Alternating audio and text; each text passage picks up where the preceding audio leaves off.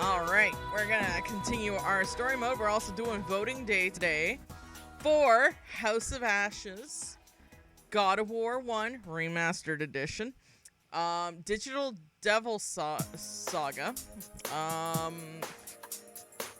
Yuru Kill, and Soul Hackers 2. And shout out to Dave Chadwick, my other mod supreme. The mod squad is here. All right, let's get this story going. We're gonna see why Akihiko's running around in a cape. Our boy Aki. Voting day, save your channel points, chat lots, because I think you earn channel points that way too. Welcome to the Velvet Room. All right, This so place time exists for our between boy dream and Akihiko reality, Sanada. mind and matter. I wish Force you my good way luck. through. Let's go. You know what? Depending how things go, I might actually sneak in Igus today as well. We'll see, though. DT Dockslayer! Woo! I'm a long way from home. You're in a very smelly alleyway, Aki. Ever since I left Japan, I've been constantly searching for places to test my strength. Before I knew it, I wound up in this ass end of the globe. As I walk down the dark alley, a dry wind blows. I can see people inside buildings, but I don't sense any life here. Just because it's quiet doesn't mean that it's anything close to safe, though. Well, just shows that not everyone here in the world is affluent. Yeah, gee, I'm stuck between ads right now. Oh, no! Somebody give DT Darkslayer a sub, please. Oh, wait, I have like 5,000. Yep. I've heard that voice before. So Akihiko's a Street Fighter. Yeah, basically. I sense a hostile presence from somewhere. Oh, I should mention if we hear... No Name Woman, thank you so much for gifting us up to DT Dockslayer. I should mention if we hear like giant like noises in my background, it's because the air show's happening. So yeah. Anyways, I sense a hostile presence from somewhere. I glance around and see two thugs smirking at me with narrowed eyes. Our gazes meet, and those thugs, a seedy-looking large man and a thin man, stand before me. Yo, bro. Haven't seen your mug around here. Yo, bruh. Lucky thing we noticed you. Come on, man. Spare us some change. We just need a little, man. We'll double it in no time in that gambling den over there. You're in my way. Move it. The thugs are momentarily stunned by my answer, but their shock quickly dissolves into anger. And we were being friendly. I should have pulled this on you at the start. Large man's words produce a fusillade of spittle as he simultaneously whips out what he believes to be his trump card. It's a gun. He waves the muzzle in front of my face in a threatening manner. A body like that, and you gotta resort to a gun? Pathetic. To begin with, do I really look like I carry that much money on me? Ain't you Japanese? Most Asians stupid enough to come waltz around here are loaded. Come on, give me everything you got, or it's gonna be your brains on the floor. The large man is quite short-tempered. I wondered if his mood swings were due to lack of calcium in his diet. Oh, Aki. Oh, Aki. I guess you really don't get to choose what you eat when you live in the place like this. The large man apparently realizes that he can simply take my cash when I'm dead, and his fat finger squeezes the trigger before I can reply. A gunshot rings out and sends a shockwave through the alley's dry air. Son of a bitch! The large man stands stupefied. He recollects himself and throws a few more rounds my way. What the? What kind of hit him? It's because I'm dodging his shots, not bullets. They obviously move faster than the human body.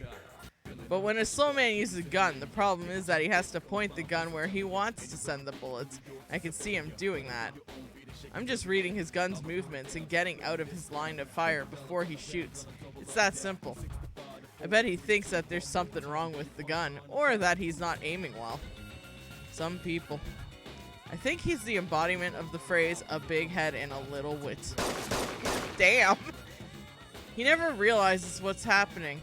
I dodge his hail of bullets and quickly close the distance to my attempt to murder. I got a good look at his face contorting in fear and confusion. Checkmate. I strike once, burying my fist into his porcelain gut. Porcine gut. Porcelain. His body lifts off the ground for a brief moment before it collapses to the ground backwards. The massive impact lifts a huge cloud of dust. The man doesn't stir from his place on the You ground. should be more careful who you pick your fights with. You bastard! They probably think it runs on anime logic. Yeah, probably. The thin man pulls out something from his pocket. I hear a loud click of a switchblade being unfolded. He drops into a crouch, coiled and ready to strike. At least you know the basics. The reprobate extends his arm and thrusts the dully shining knife towards me in a telegraphed attack. I get inside his arm and swipe at the attack angle of the blade out of the way with my right hand and connects with my left hand underneath his jaw. Since he attacks in the most obvious fashion, I repel the attack with the most obvious counter. The uppercut lands flush, and the man is cast into the air as he utters an undignified scream. I gotta hand it to you for not abandoning Porcine your pal. means pig-like. Weird choice, but it works. Oh, okay. Sheesh. I didn't come on a journey to waste my time getting into scraps that don't even rate as a good warm-up. Although, honestly, pretty much all that I had encountered so far in my training was a continuous morass of tedious quarrels. Now up ahead. Huh? I noticed that the dust from the fat man's landing has gotten on my cape. I brushed it off. This is the only mark that I took from the encounter. Bodily injuries will heal over time, even if they're left alone. But the same can't be said about one's clothing. Damn, that was impressive stuff. Someone speaks to me out of the blue. I glance over and see a man who looks like a bartender hesitantly emerge from a nearby bar. It seems he was watching the whole thing unfold. What a fight! And against a man with a gun? Are you a ninja or something? Racist. Nah, that's not important. Where are the police? I'd have thought all the gunfire would catch their attention. The bartender responds to my bewilderment by laughing in an even more dumbfounded manner and shrugs. Things like that happen all the time.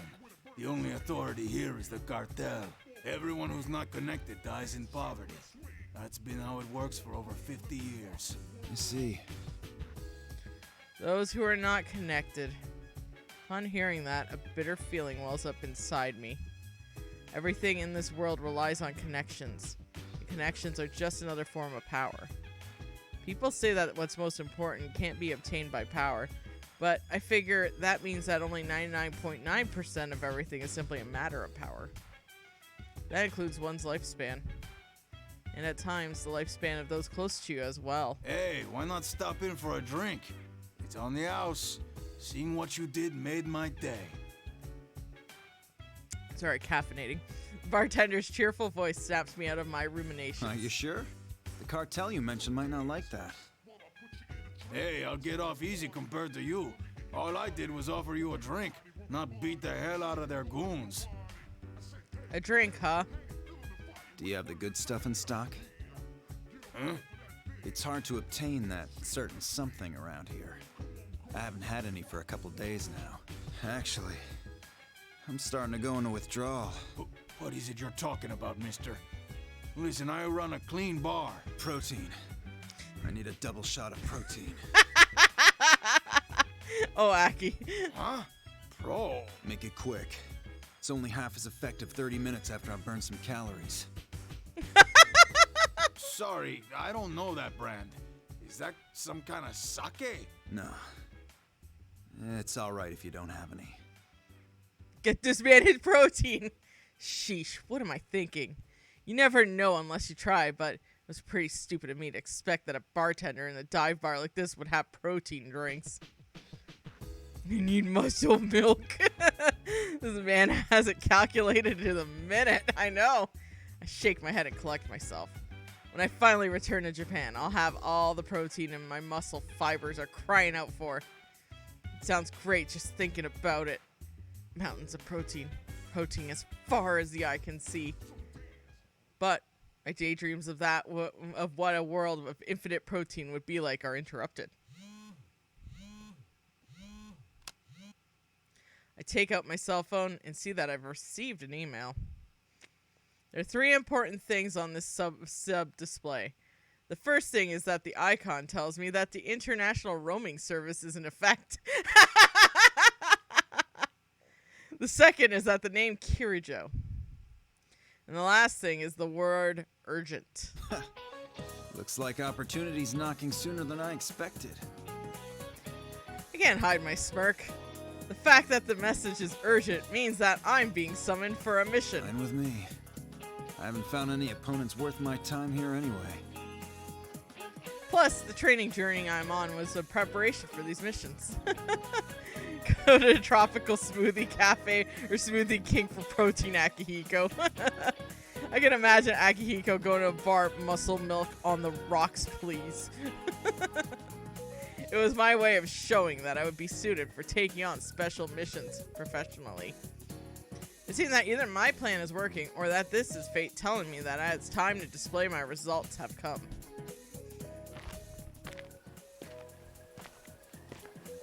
I can't wait to see what kind of challenge there is in store for me now. Imagine what this unknown enemy could be, and I thrust my left fist proudly towards the foreign winds. I can't keep my body from trembling with excitement. I plant my fist into my right palm.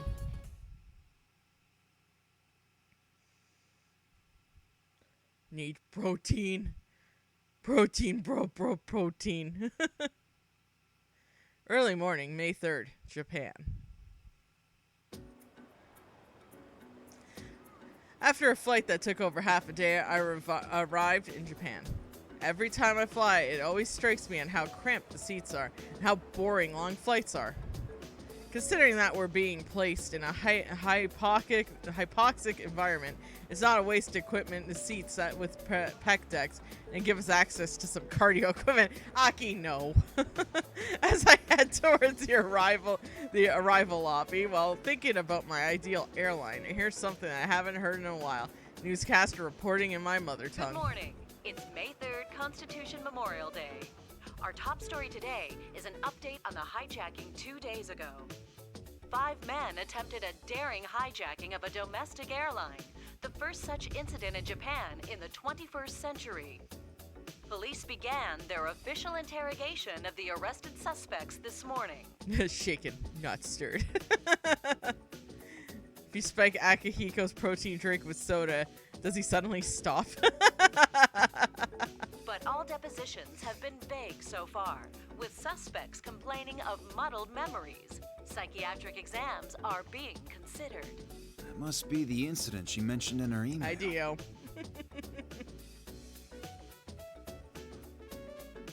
2 days ago in Japan, a jumbo jet bound for Kagoshima was hijacked by a group of 5 men.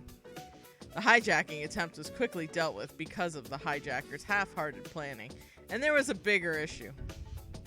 Unbeknownst to the public, the passenger flight that was hijacked was going to have a very important piece of cargo loaded onto it. During the confusion surrounding the hijacking, investigation in the cargo seemed to have been stolen. The hijack investigation. The cargo seems to have been stolen before it was loaded on the plane. The hijacking was just a smokescreen for a real crime. Using a hijacking as a distraction for simple cargo theft is pretty daring, but also desperate and risky. My mission is to retrieve that cargo from whomever wanted it so badly. This isn't a situation that can just be left to an ordinary policeman. This cargo is extremely dangerous and retrieval has to be done discreetly due to its sensitive nature. I look away from the monitor and begin walking again. My cell phone immediately begins ringing, as if the caller was watching me the entire time. Name Mitsuru Kirijo appears on the sub-display. Mitsuru Kirijo. She's the one who summoned me here for this mission. I didn't tell her any details about my return flight, but she must have found the information on her own and called after after learning of my flight's arrival. I can't read today. She's still as prepared as ever. It's me. It's been a long time, Akihiko. I'm sorry to call you back on such short notice. Don't worry about it. I was at a good stopping point. Mitsuru has much greater standing in the group than I, but we've been classmates since middle school, and she fought alongside me in my biggest battle. I have a feeling that the only reason we were able to pull through such an ordeal was that we helped each other out back then. So, who's our next enemy? Don't be so impatient.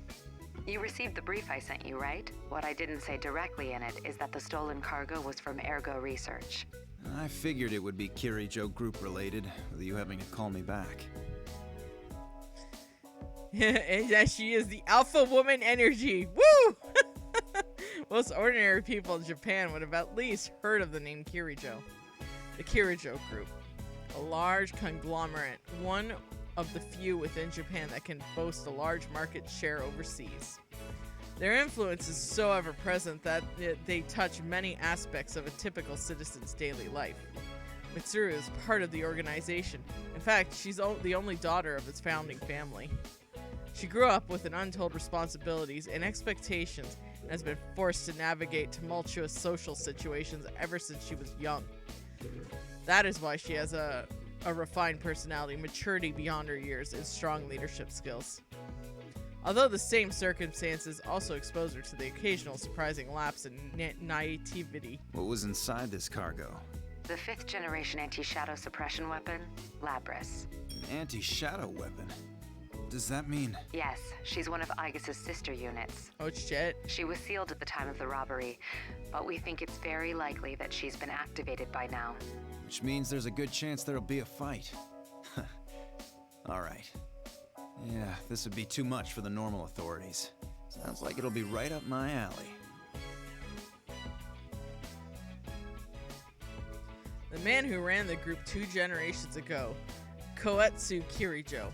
He was the founder of the group, also Mitsuru's grandfather. Around 10 years ago, the certain research that the man was performing brought about a huge distortion in the world. Previously on Persona 3. Oh no, your cat's sitting on your glasses! The forces that created distortion, known as shadows. I guess the best way I could describe them would be to say that they are monsters incarnated from the darkness in people's hearts. In any case, there's something completely absurd like that. Koetsu Kirijo doing ergo research in what would later be known as the infamous Kirijo Ergonomics Lab to repeatedly perform inhumane experiments. He was artificially drawing out shadows in an attempt to gain powers beyond what mortal man should have. But the experiment failed during the final stages. What remained after a big explosion were over 50 casualties of a distortion in a world that can never be repaired. Normal people are completely unable to sense this distortion at all, and yet, this is the same distortion that could cause the entire world to collapse. 3 years ago, Mitsuru and I, along with our friends, devoted ourselves to a fight in order to end the threat of that collapse. There's Butter Chuds peeking out in the corner there. I see Butter Chuds. The bonds and precious memories I gained from them are engraved upon my heart and haven't faded to this day. Fighting is not our first option, but I'd be more reassured with you there. We have a general idea of where it was taken, the Inaba area, where there were reports of suspected shadow activity last year. Okay, I'll meet up with you at the actual location. Are you heading directly there? You never change. Let me know if you need anything and I'll make the arrangements. Protein, that's all. What? No, it's better I don't ask. I'll send you the precise location later. Sorry to call when you've just returned from a trip, but I'm relying on your assistance. You went to a lot of trouble to create the shadow operatives. I won't do anything to tarnish the name. I'll see you there. Shadow Operatives. That's the organization I'm a part of. Look, you got Persona 2 people and Persona 1 people in there. How cool is that? We're a joint task force comprised of the Kiriju group and the police. Officially, we do not exist. Our main mission is to deal with the shadow-related cases that the police are incapable of handling. Our objective is to prevent or minimize the collateral damage caused by the shadows. Ooh, why not be cool for Persona 6? Shadow Operatives. And your main character is like the wild card and got dragged into the Shadow Operatives by accident. Shadows can only be defeated by Persona users. Mitsuru, myself, and many of the members belonging to the Shadow Operatives have personas and knowledge about them. Mitsuru is fully dedicating herself to prevent Kirijo's tainted legacy from falling into the wrong hands. That is that is shared duty of all of us in the group. I noticed that I've unconsciously formed my hand into a fist. I have an email from Mitsuru giving me the details of the meeting location. As usual, she's thorough planning this out. Inaba, huh? A smile appears on my face. An opportunity to use all the skills and strength I've been honing. I will commit every fiber of my being to fulfill the duty that I've been given. Couldn't ask for more. Alright, Cattle Gray, I'll see you later. You have a good day, okay?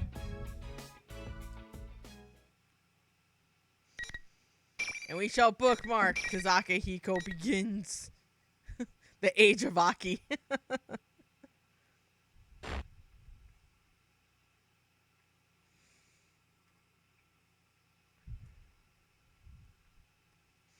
The same day afternoon. I arrive in Inaba earlier as I planned. There's a lot of time to kill before I need to be at the meeting. In order to get the feel for the town and what's going on, I decided to walk around a bit. From the looks of it, it's an ordinary countryside town. I can't believe that people think a level 4 shadow-related case occurred here last year. As far as I can tell, there doesn't seem to be any disturbance going on right now. It looks like that unit named Labris isn't running amok here either. As soon as I stray from the main street a bit, these mountains and fields are as far as the eye can see. The air is clean and the traffic is pretty light, so the town has that going for it. This would be a great place to go running early in the morning.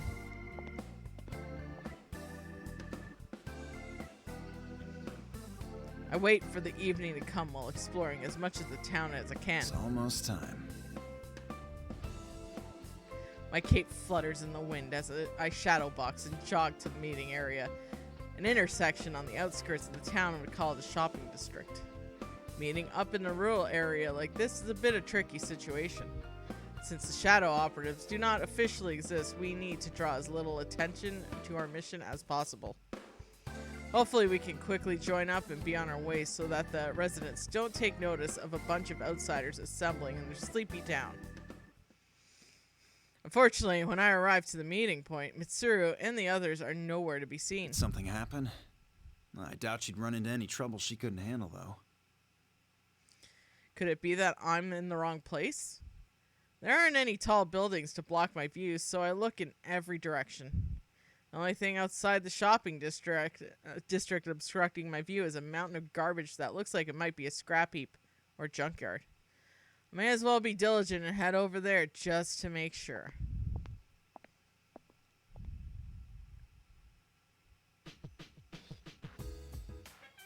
Yeah, Atlas is funny with porting games. You know what? Eric and Rageful Eric, I can actually see Entry and Odyssey, especially the recent ones, being an issue right now because the big thing about it was the map drawing. But that was like convenient on the 3DS, but not so much for the Switch. So that's one that I could totally see them like being like, I don't know how we can port this. However, Shin Megami Tensei 4 and Apocalypse, they can port that. I enter the area and it's full of all kinds of junk. Cars and household appliances, large and small, are piled into the small artificial mountains. Oh yeah, I think Aki wrestles the bear in the sequel. Whoops, my memory's like all basically melded together. I test my footing and begin climbing up the stacked trash. Looking down, I spot a long black limousine that's completely out of place in this tiny town. I come to the realization and sigh. Of course. They'd stand out no matter where they were, so they could only park here. 2 of my friends are standing by the limousine. A woman decked out in fur coat and a mechanical girl. It's Mitsuru and Igus, our professional toaster. Right before I call out for them, Igus does something bizarre. She extends her right arm towards the TV screen in front of her and... Igus's hand is passing right through the screen. Her steel fingers aren't just breaking the TV screen, they're definitely going inside it. Concentric rings of white light are rippling forth where she inserted her hand. It's the same as mine. It's hard to say definitively since this is my first encounter with it, but I believe this reading is from a personality module. Oh. Does that mean our retrieval target is inside the TV? I don't understand how or why, but it seems that people can enter that TV. If that's the case, it would be a perfect place to hide stolen cargo. That makes things easier. Huh. Sounds like fun.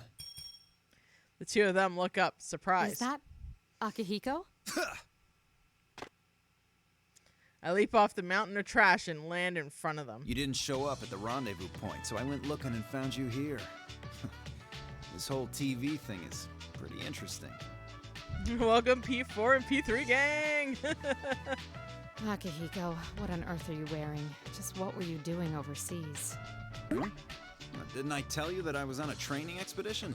Don't tell me you came here from the airport like that. Does the concept of keeping a low profile mean nothing to you? I take a glance at Mitsuru. I can tell that she's summoning up her coldest stare.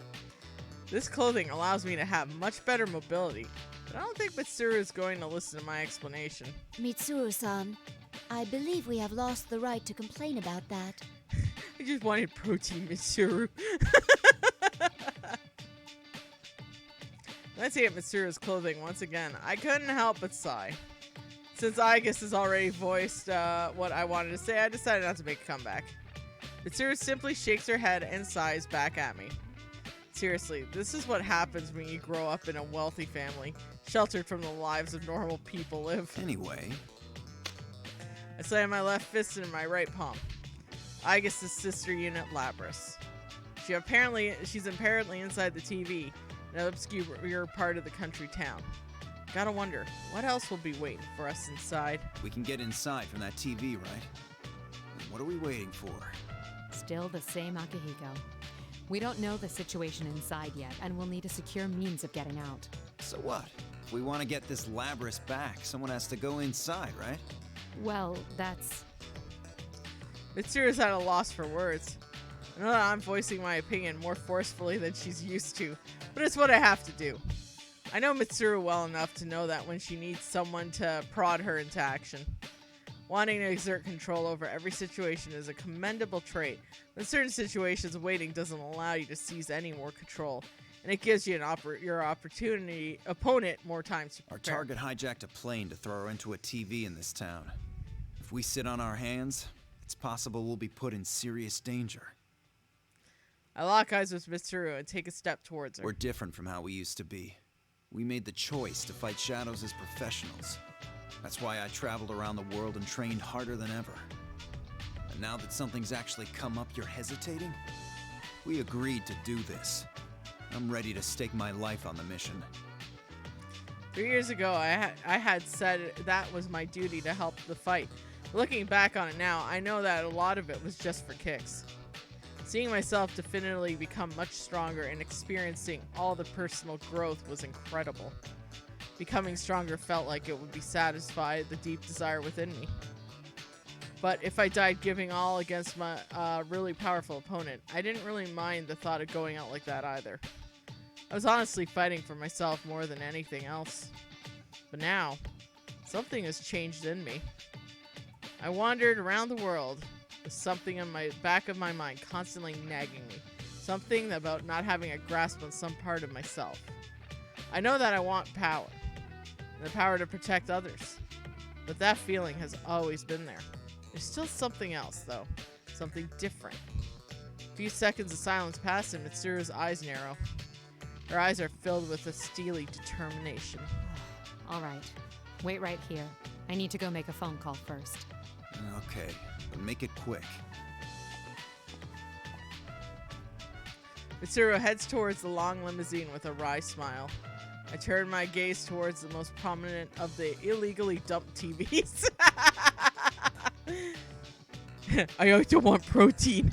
The adventure of a lifetime, worldwide traveling for the best protein. As I reach towards the screen, my fingers sink into exactly the same way Agus's did. My fists are ready for action. Just call me El Fisto. Wait. Excitement wells up within me as a reaction to the new sensation I feel at my fingertips.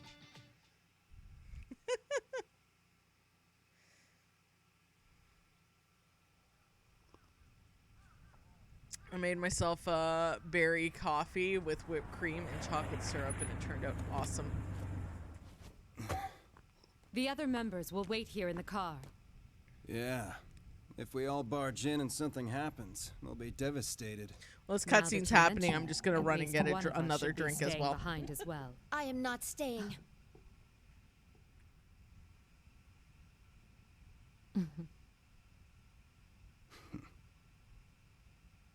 Us three will be plenty. We'll end this in a flash. No problem. The same as always. Although, Okay, I'm back. we have no idea what might be waiting for us on the other side. Don't get careless. Right. My chair's making farting noises. This Hopefully you didn't situation, hear that. it brings back memories. Butter Chuds. We must do it in honor of Butter Chuds. Ready!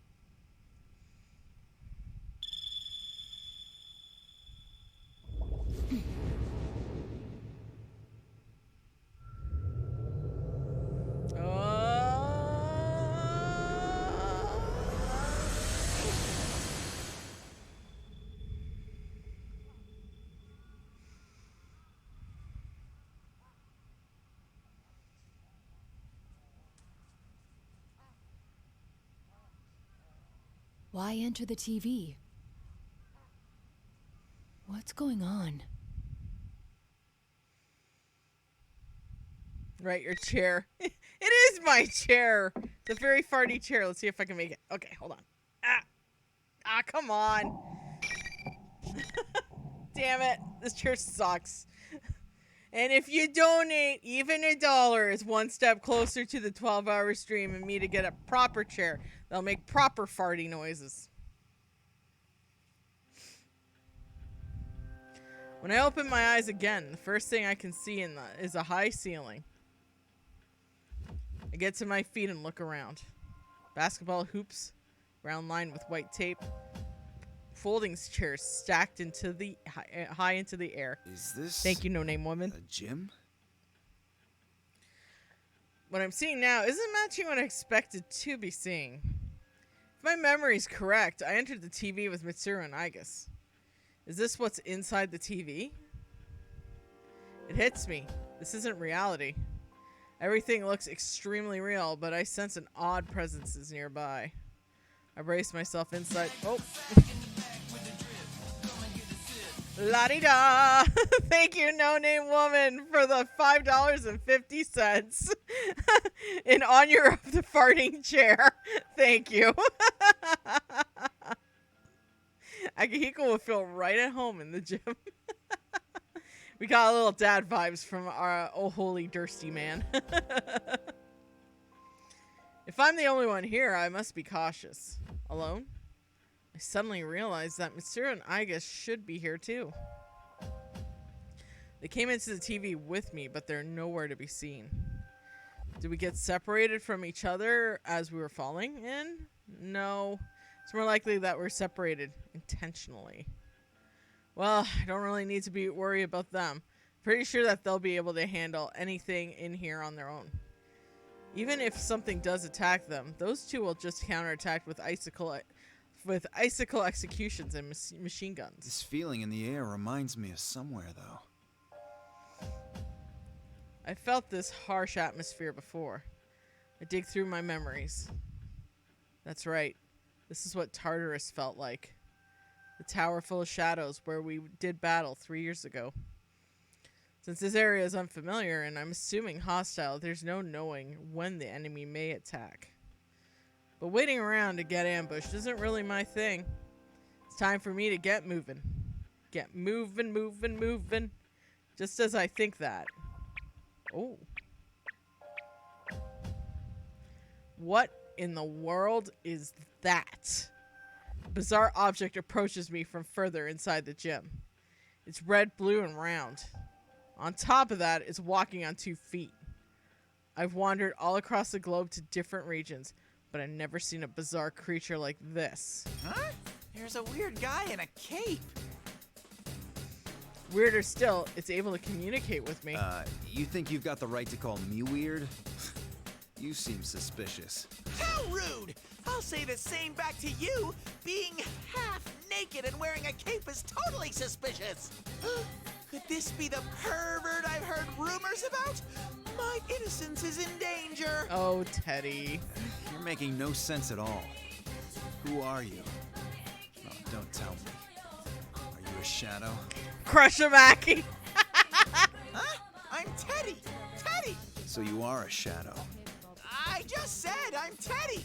Teddy! It's easy. No bear has fur that color. Or can talk. How cruel! I'm an adorable, sexy beast, no matter what angle you're looking from. Teddy? Teddy. Does that mean he's like a bear or something? Suddenly, a monitor nearby springs to life. What appeared on it was also red, blue, and round. It's another bear thing. Or to be exact, it was also Teddy. I can't have you wandering about on your own. You're such a troublesome bear. Oh my god, he thinks his name is Teddy. You're the troublesome one. How dare you do whatever you want while looking like me? It's a violation of my image rights. What's going on? Are you twins or something? Huh? I've discovered an unknown half-naked wants a taste of my whip. Dave Chadwick, thank you for the $5 for wanting a taste of that whip. Here, best friend. Thank you so much, Dave. It's been a while since I've seen Sophia. An intruder. Unexpected. Suddenly, the sound and image on the monitor is getting corrupted. Just when I thought I was going to start figuring things out about this place and the creatures. The screen flickers and dies out. Is it some kind of ruse? The monitor pops back on. Once again, it was Teddy's. This is too confusing. I'm just going to refer to the TV bear as Bear 2. People in a lot of overseas cultures add suffixes like the second or the great onto their kids' names, so I figured I'd do something similar. I'm in a crazy TV world, so I'm not just going to assume that these guys are Japanese. Like, Bear 2 is going to care anyways. I've wasted enough time rationalizing this. Bear 2's eyes gleam in a sinister manner. He starts speaking clearly now. Case 04, unintended intruder. Entering elimination process. Oh shit. Elimination, huh?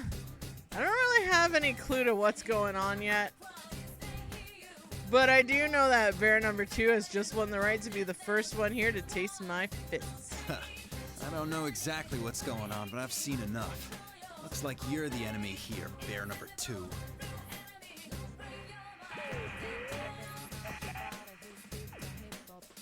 I'm not sure how much stock I should put into common sense while I'm in this TV world. But he's using a PA system, so I'm guessing that needs to be some kind of control booth for it. Since I'm in some kind of school, that means I'm probably going to find bear number 2 in the announcement room. If Labrys is inside here, then if bear number 2 is running this whole event, he's got to have some kind of information about her. I turn to Teddy. As for you, Teddy, he seems to be your enemy too, but why don't you step down and let me handle him? I proceed to walk off in search of the announcement room, but... No way! What? I mean, who are you? You haven't even told me your name. And that bear might be a bad guy who tricked my beloved sensei and friends. I can't leave this in the hands of a half-naked cape man like you. Teddy looks surprisingly resolute as he refuses my offer. Does he have friends in his own that he's trying to desperately protect too? Well, your costume is strange. I do like that fire in your eyes. What's that supposed to mean?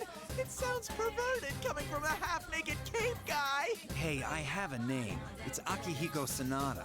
You don't have to call me half-naked cape guy. And I know I can't prove I'm on your side just by saying so. So judge for yourself whether I'm worthy of your trust. In the ring. You're that excited to do this? Fists don't lie, you know? Now come on, and I'll give you everything I got. This man needs protein! I put my fist in the front of me in focus. If one does not face its own cowardice, then you cannot summon a persona. That's why persona users used to have to undergo a trial of holding an evoker to their heads. And that was simply a ritual of overcoming one's psychological blocks. It isn't a required step in handling personas. My resolution has always been within me after all. Come, persona! I sense power rising deep within me. Yeah, you're one to talk, Teddy. Always hitting on women. Jesus. Women.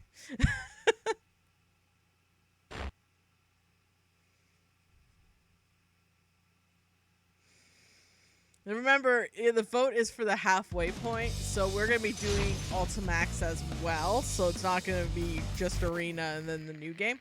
We will be doing Ultimax also. It's just funny, though. That I forgot how...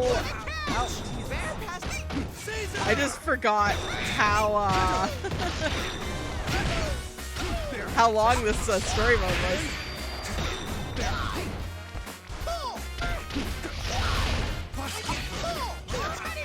Whoa.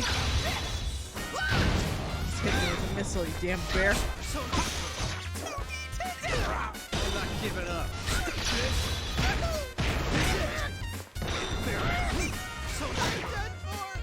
Got him. Women, women, women.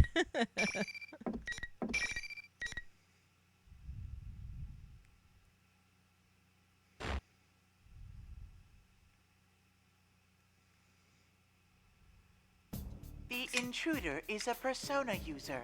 Difficulties in elimination. Acknowledging as valid target. Damn. Bear 2 is muttering something on the other side of the monitor after watching our bout.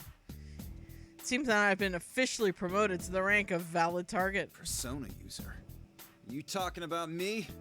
What do you mean by valid target? Irregularity has occurred. Multiple intruders detected. Emergency. Emergency. Oh, I know! I've just had a fun idea!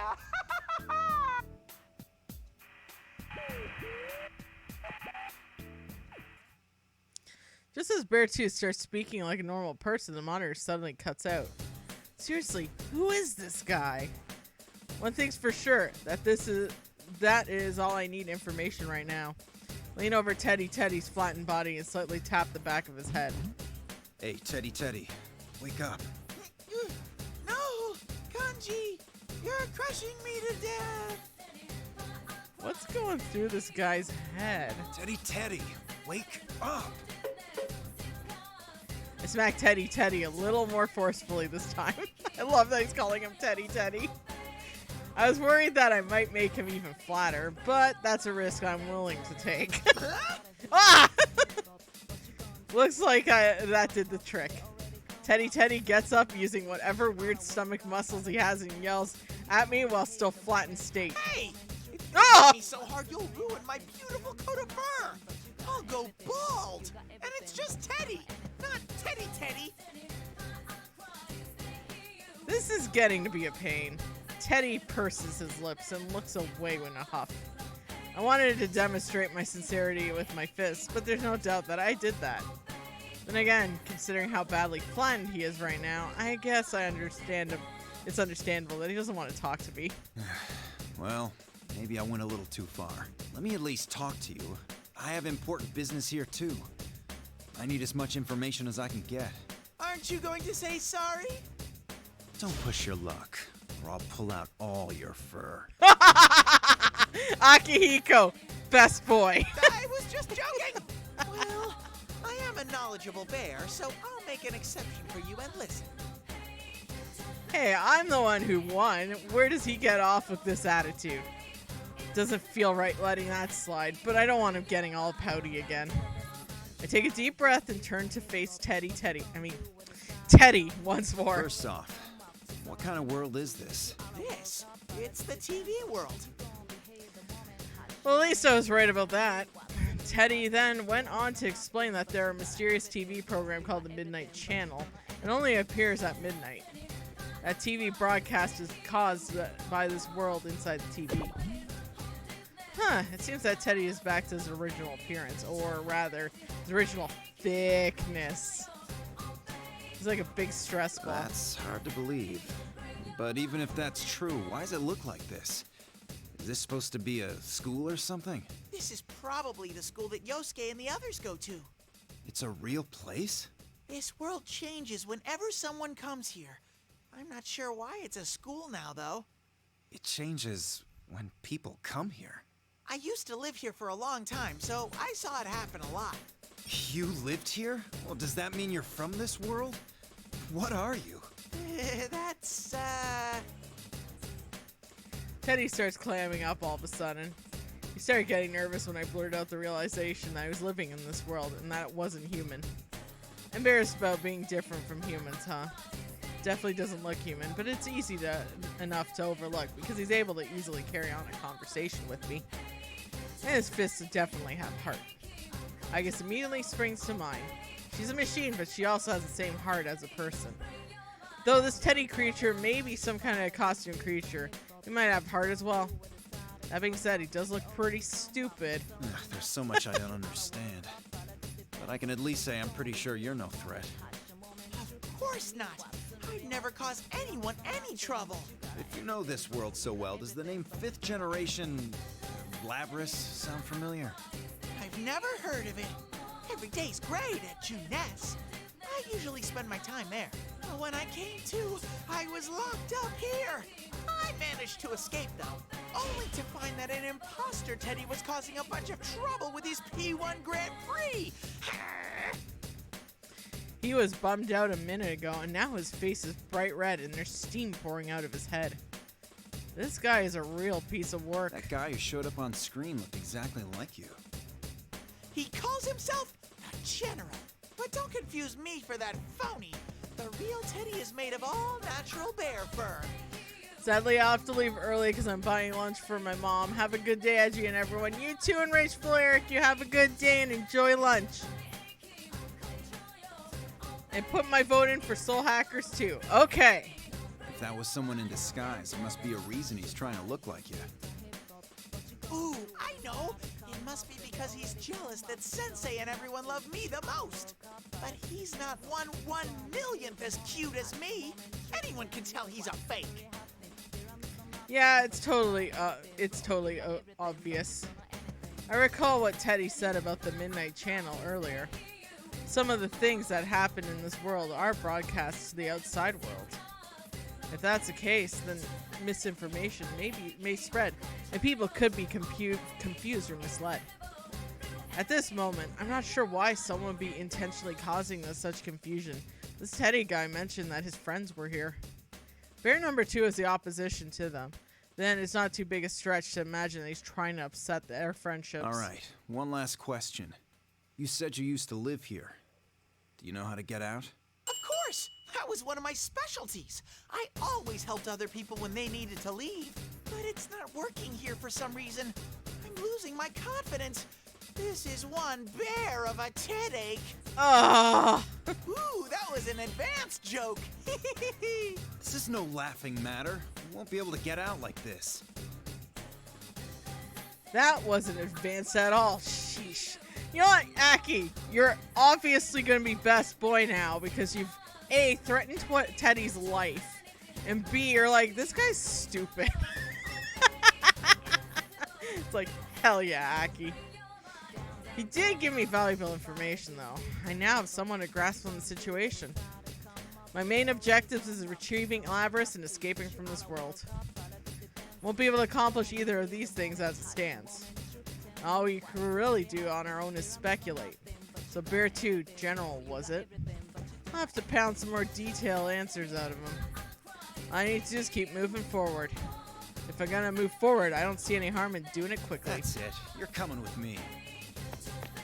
Assuming that I'm probably gonna need this guy's help in getting out of here, grab the back of Teddy's head and sprint forward.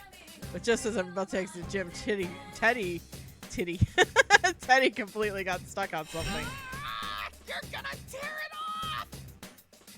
Look behind me and Teddy is wildly flailing his arms around. But I don't see anything holding him back. What kind of trick is this? Hey!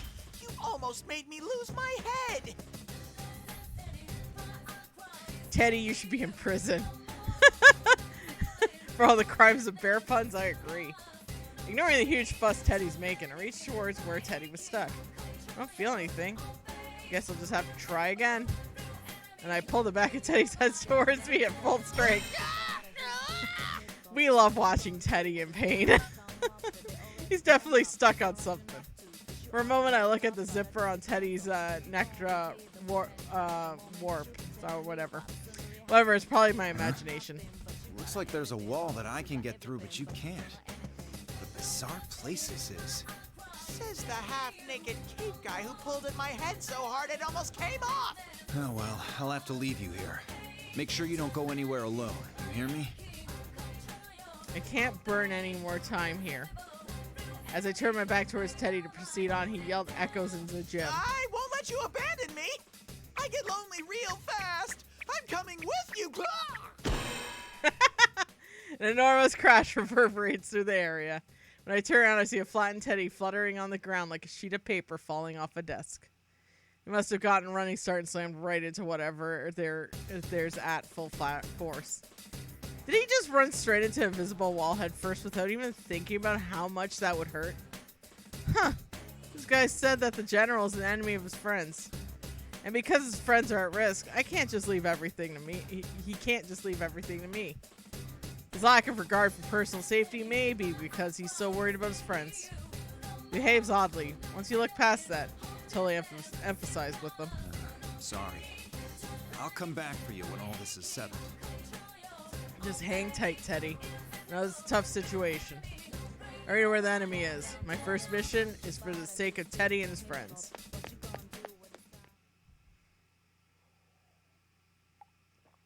Good coffee. Caffeinate! When I step outside the gym, I hear a cheer from somewhere. The voices seem to be coming from outside the school building. A large number of people coming into this world. This place is supposed to be the world inside a TV. It's some kind of like a real school. Feels like an event like the Culture Festival or a field day is taking place. Still so much about this place that I don't know. There are many parts of Teddy's explanation that I couldn't grasp. I need first-hand knowledge. I need to see things with my own eyes. I step out what looks to be the school's main gate and check the nameplate. Yasagami High School. I remember seeing that name in the report on Inaba. So what Teddy told me about this place is it being scenery made it actually look like an actual high school is correct. Well, why recreate a high school building inside a TV? As I'm taking a stock of my surroundings, high-pitched girl's voice emanates in a nearby speaker. Ladies and gentlemen, what will the next match be like? An abrupt and confusing school announcement. Cheers arise from somewhere, seemingly in response to the announcement. I sense a presence of others, and when I look around, I notice silhouettes of students who can be seen watching from all angles. Are they human? They look like they're human, but I don't sense any life from them. No matter where in the world I went, people who got excited about battle had certain spark in them. These guys don't have it. Wow, this is one fired up crowd. Hi everyone, I, Rizette, will be your commentator. But first, the General would like to say a few words. The mic's all yours, sir.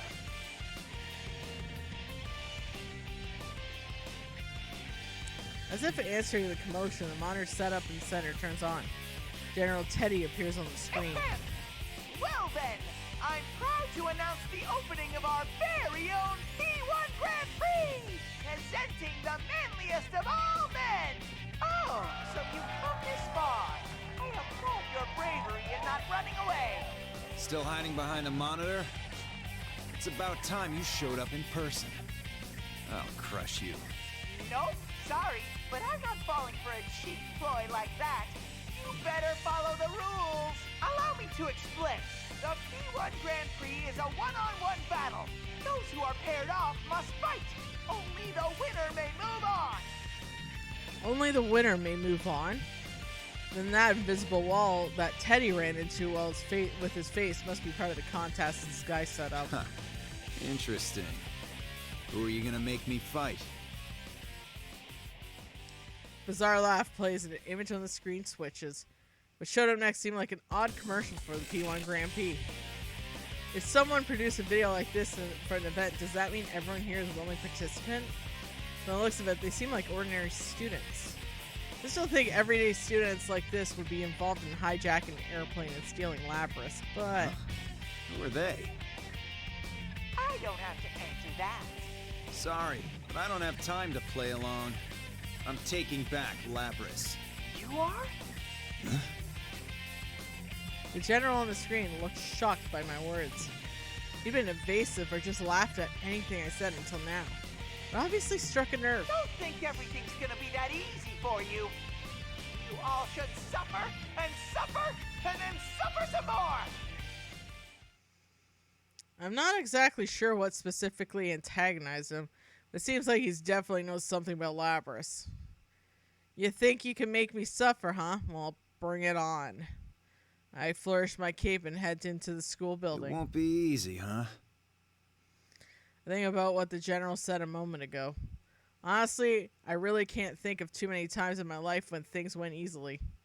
Growing up as an orphan, my memories of losing what was precious to me. I've never gotten too burdened by it, but I've constantly been pitied by others for my misfortunes. Whatever. I never expected it to be. Pain of loss is my source of determination.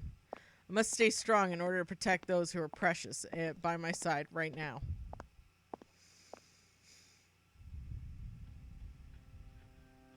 I proceed through the school building after climbing a number of stairs and then notice something odd.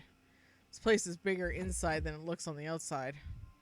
The hallways don't turn in the directions that you expect seeing on the outside of the building. The way the classrooms connect with each other are bizarre as well. This is what I'd figure another world would be like. Huh. I reach towards an upcoming corner. And I come into contact with an invisible wall. I see that, so this is what prevented Teddy from following me. Couldn't have done much earlier, but now that I can actually touch it. Put all my strength into that strike. The wall barely gave it out all. If it shakes, it means it's taking some damage, but if I keep attacking it, I may be able to break through a portion of it and punch my way out. But I really don't know how much of this whole charade I can break through by destroying these walls. Wouldn't be a smart way of expending my energy. That's when something catches my eye. A window. When I reach towards an invisible wall, it doesn't impede my progress. I knew it. Whoever set this up only thought about blocking people's paths.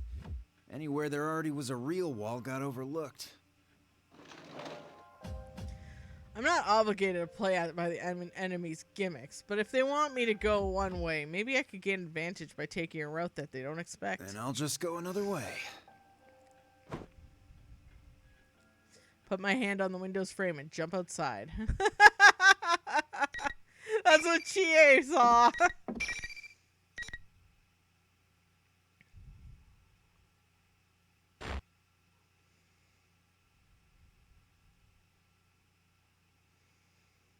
I land near a classroom that seems to be half underground. Look through one of the windows. The interior is odd, and it looks like a music room. Window's closed, but it's still just a glass window. If there were a real school, I'd hesitate to do this, but hey, this is a fake world. I rear back and put my fist through the window. Vandal Aki. Whoa! What the? Who are you? There's another visitor inside the room. He's a well-built young man in a school uniform. Huh? You're that guy from the video. Did you just come falling from up there? What's going on? Answer me. I remember now. You're the blood-curdling beefsteak emperor. Beefsteak? Hell no! Come on! Did you even try to remember my name? So that P1 Grand Prix thing has already started. I recall the rule of those who encounter each other must fight each other. General said that only the winner can proceed. I decided to see if those rules are still in effect and reach towards the exit of the music room. I feel the same wall barring my path as I felt earlier. Same goes for the window I came from. It's irritating that I'll have to follow the rules and fight. But since the walls can't be easily destroyed, I have no choice. I don't know what kind of circumstances this kanji guy's faced with, but we're gonna fight and might as well do it right. Take off your clothes. What the hell? How can you ask that straight out? What's wrong with what I said? Won't it be hard to maneuver wearing that? Maneuver? Why is he getting all flustered? His face is red. Maybe he's just not feeling well. What are you all flustered for? I'm talking about your jacket. If you don't wear it right, it'll get in your way during the fight. My jacket? You just said that to begin with? There's no real meaning behind this. It's like just the way I wear it.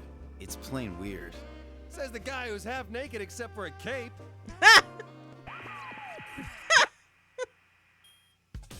Seriously, you're ridiculous. It's bad manners to jump out a window like that. General makes a disgusted face and seems to be pretty upset about me mucking up his plans. Sorry to say, I've never been big on manners. Too bad things didn't go your way. We'll see if you can keep that attitude up for long. You must fight whoever you're paired with. Now get started.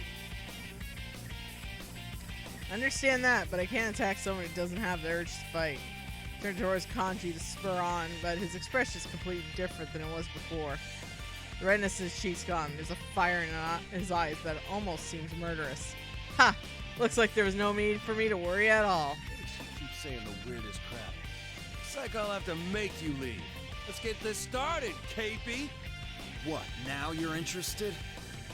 Alright, come and get me. You're not really strong anyway. Just a fake. Nothing worthy about it. What's that supposed to mean? Shut up! I'd ask yourself that. Here goes. Run! No capes.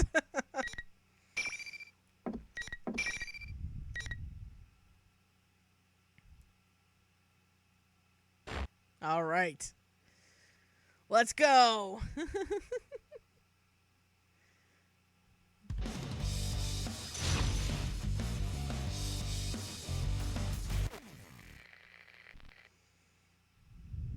Final. All right. Go.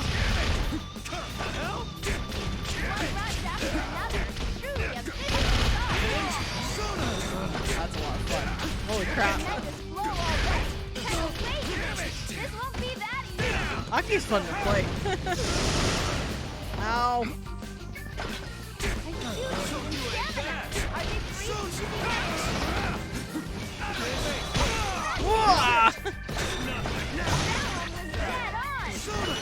And she was right. That's true, she was. The victor was no surprise.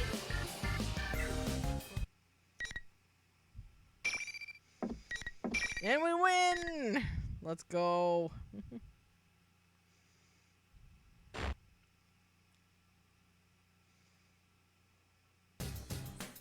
I take a deep breath next to the collapsed kanji to lower my heart rate, one down from the battle. And I calmly re-examine my surroundings. During the battle, I noticed that the spectating students had changed into something completely different. Oh my god. Sorry, yawn. They're not human. They're silhouettes shaped like people. Or something. I don't know why they're showing their true form now, but that's fine. If they're not human, then there's no need to worry about them. I'll just leave them be. If that happened to turn hostile, I can easily crush lifeless creatures like that. Kanji regains consciousness. He recovered much more quickly than I was expecting. Hey Rob Alex, what up? With the way the games can share the choices you make in the game, think that the devs would ever let a majority of players choose what ending is canon for the next game? Probably not.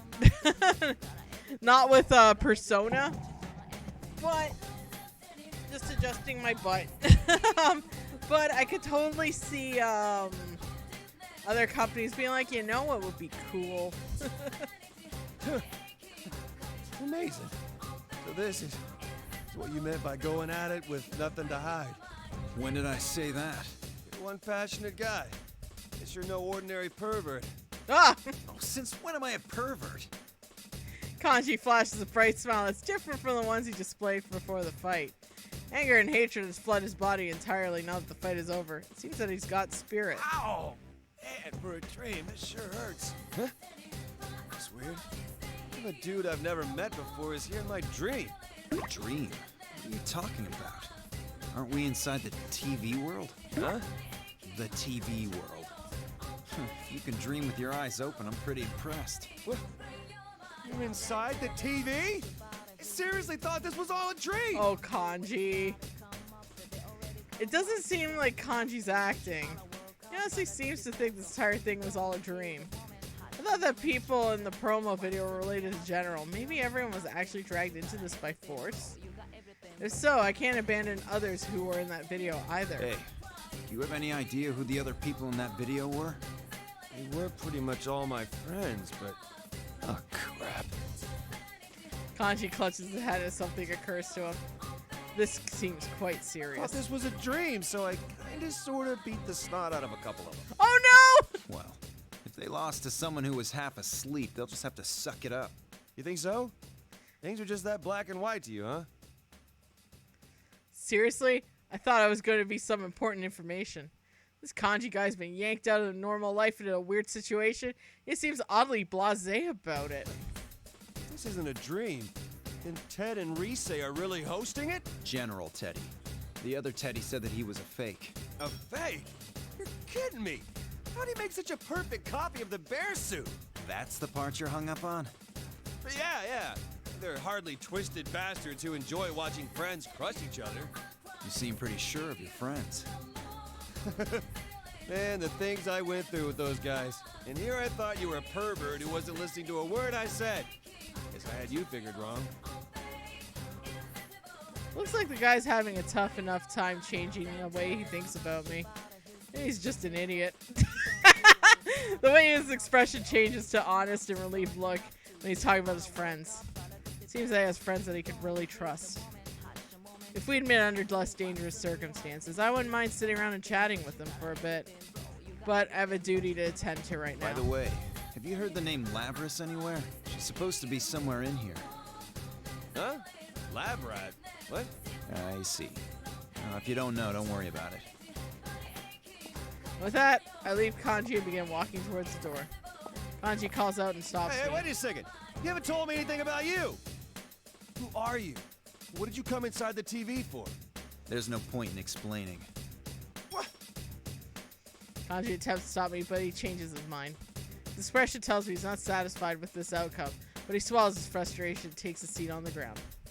Since he's fought against a number of people already, he must understand he can't proceed because he lost. Kanji looks directly in my eyes and speaks up. Well, I was the loser here, so I can't complain. This isn't a dream, and my friends are in trouble. That's all you need to say. Answer with a smile. I know. I won't let anything happen to him. The way you fought says it all. You can't throw punches like that without a shitload of training. You feel your determination behind every one. Yeah, same's true for you. Good work. Praises exchanged after trying to beat each other senseless. We have a moment that only those who have brawled against each other can share. Aw, bros! Kanji's skills are exceptional for a high school student. When I was in the boxing club, there were only a handful of guys who could stand to trade blows with me like he did. Considering that he's good with self-taught fighting skills, there's no question he'd become an unparalleled fighter if he had proper training. You should be careful. Friends are hella strong, you know? If you're not careful, you'll be eating pavement. Was that supposed to be a genuine warning to me, or was that a boast about how great his friends are?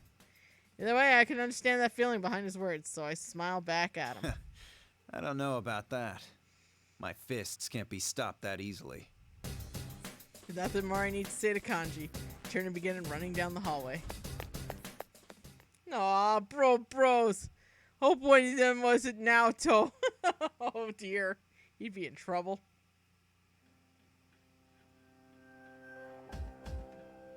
Sometimes after parting ways with Kanji, This is pointless.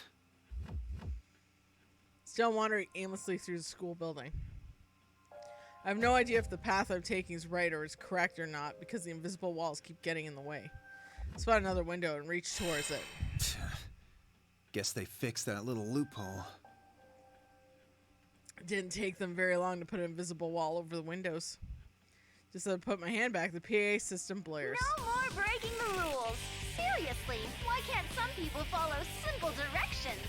You act like I ever intended on following your rules. The fact that I've gone into the trouble to correct their oversights means that limiting our movements must be very important to them. They don't want us to escape. So, probably means that there's something waiting up ahead if they place there for me. Follow the path directly to it by the invisible walls until I reach a classroom. Is this where they wanted me to go? Akihiko, you're all right. Then again, seeing you isn't necessarily cause for celebration. If we're both here in one place, that means... Yeah, looks like it. Who I found inside the classroom is none other than Mitsuru. Normally running into her would be a great relief, but since it would give me a capable ally. But since the stupid P1 rules are in effect, it isn't the case here. So, you're my next opponent. This is exactly what the enemy wanted. When Mitsuru makes a bitter declaration, the monitor inside the classroom turns on. I already knew who I'd be seeing. It's the General. Ta-da! Well, this is about to get real interesting.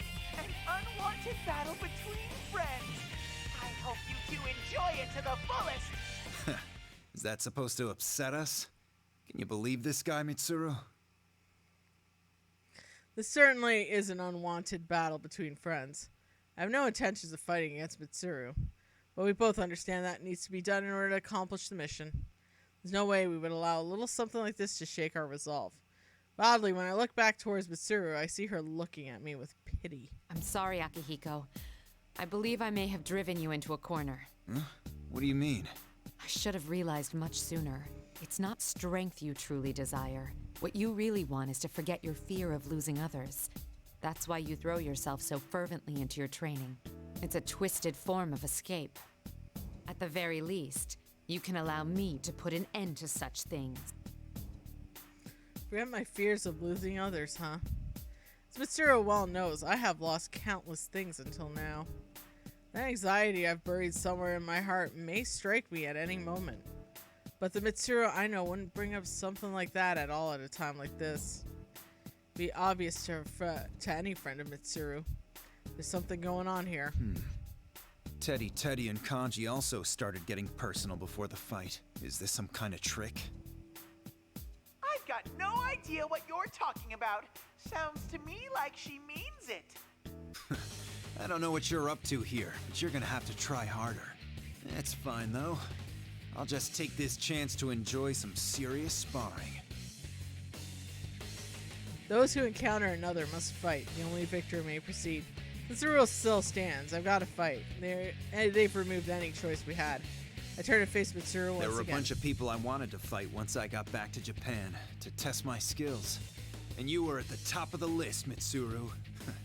Didn't think I'd get a chance so soon, though. Mitsuru takes her stance without saying a word. Tension of the battle sends a tingle through the muscles of my body. Here goes, Akihiko. Come and get me, Mitsuru! Akihiko right away is like, yo, what she just said's bullshit. Something's up. Like right away. Didn't even question it because like, nah, Mitsuru's never straightforward like that. Something's up.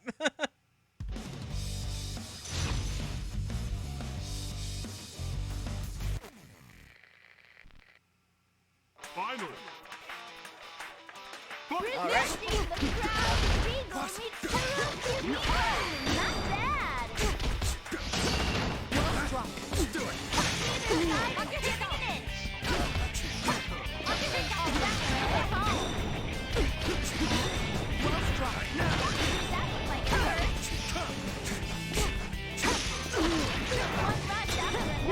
Mitsuru's tough.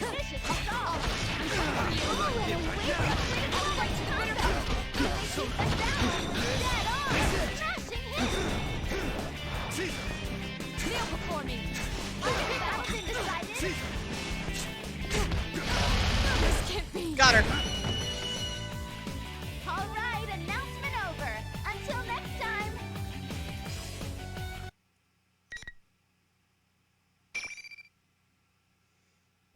Boop. There we go. Whoops. Already saved. Okay, we're good. We're good.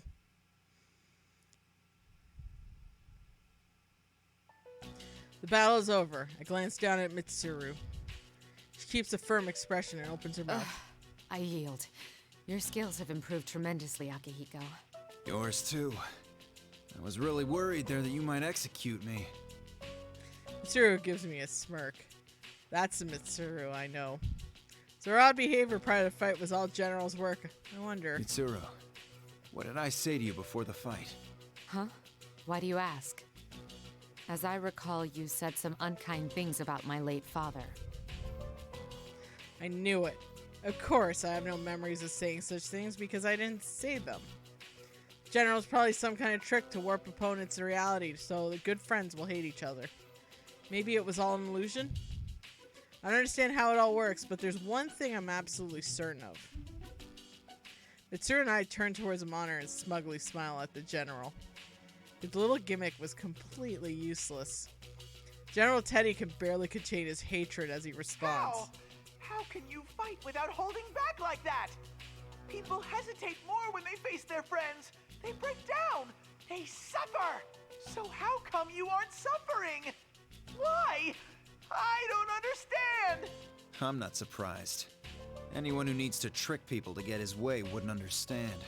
Our bonds aren't that flimsy.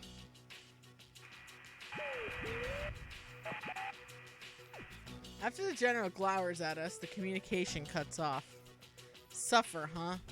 General was going on about making us suffer earlier. Is that why he has us fighting here, to make us all suffer? Then why would he steal Labris? Akihiko, let's compare notes. I want to confirm our situation. Right. Although I don't have much for you. I give her a summary of everything I've figured out up to this point. Since Mitsuru's persona has searchability, I'm sure she's been able to gather much more information than I have. She seems to already know everything I've discovered, so Mitsuru then fills me in what she's learned. I guess is safe, though neither of us has encountered her. All the high school students in the commercials seem to be Persona users. The General seems to be gathering Persona users into this world. Unfortunately, neither of us knows what his intentions are. Yeah, just wait, no-name woman, just wait. But more importantly, where's Labris? Did you find Labris? Iga seems to have made contact with her. She seems to be calling herself the student council president of the school. In fact, she's going so far as to play the part. Play the part? She seems to be unaware that she entered a TV. It's possible that someone forced her in here, but that doesn't explain why she's acting out a role in school life. I have no idea what that could be about right now. This place is a school, but it's just a copy of a school in another world. What kind of school life could possibly be here? And one more thing. I heard a strange voice. I'm not certain, but it's most likely Labris. Either her inner thoughts or her memories. It was a voice of deep sorrow, suffering, sadness. It was so vivid I wanted to cover my ears. Ooh! Mitsuru cast down her eyes, as if reliving the pain. A great portion of Ergo research data was lost because of the actions of the former researcher. He was the mastermind behind the events 3 years ago. All this must be mortifying for Mitsuru. That man is the reason why her family was taken from her. The pun guy they're referring to, by the way. If that was truly Labris, then she's practically human. She may not be that far behind Igus in terms of mimesis. Oh boy. Sure, Igus's sister unit would have a mind. But does that mean the older version is more advanced? Doesn't seem likely, but I can't say for certain. Still, I'm only speculating, but I feel like her deeply negative emotions are connected to this tournament. Connected how? Do you really think Labrys was stolen? The General seemed to want to make us suffer rather than eliminate us. Would a thief wish for that? Or draw in unrelated high school students? I see. That General Teddy's actions do seem in line with what Labrys wants. He actually may in fact be Labrys. It's possible that Labrys regained consciousness much earlier and escaped when she was being transported. I can't deny the possibility right now. But there is something else I know. Mitsuru, you're doing your brow furrowing thing again. What? That doesn't matter right now. You're overthinking things. All this conjecture and speculation will drive you nuts. Let's pick this up again once we defeat the enemy. Mitsuru's always been like this. She imagines worst case scenarios and having ever happened, yet burdens herself coming up with a contingency plan based on them. Even though she doesn't necessarily stop moving forward, it certainly does weigh her down. Aw, poor girl. Sometimes we need a hard-headedness, but there's a time and place for it. Ever think that maybe it's you who's underthinking things? Anyway, there's no time to lose right now. You know where the enemy is, right? Yes, I've traced its location. It should be nearby. I will leave the rest to you, Akihiko. Don't disappoint me, all right? Mitsuru says those words, her expression softens a bit. It seems that I've been able to reach her. Of course not. Mitsuru has grown as well. She's changed since the battle 3 years ago. Now that I think about it, a lot of time has passed since then. None of us remain standing in the past. We've all changed. Oh, the FES reminds you to move forward. I part ways with Mitsuru and hurry on ahead. According to Mitsuru's search, the enemy seems to be nearby. The enemy is waiting their encounter with us as well. Well, that's one wish I won't mind granting at all. So they reach the top of the stairs. A loud noise punctuates the atmosphere. Someone is on a rampage with their persona? No, that's not it. Sort of sound that a massive object creates upon impact. I hear it again coming from the room ahead.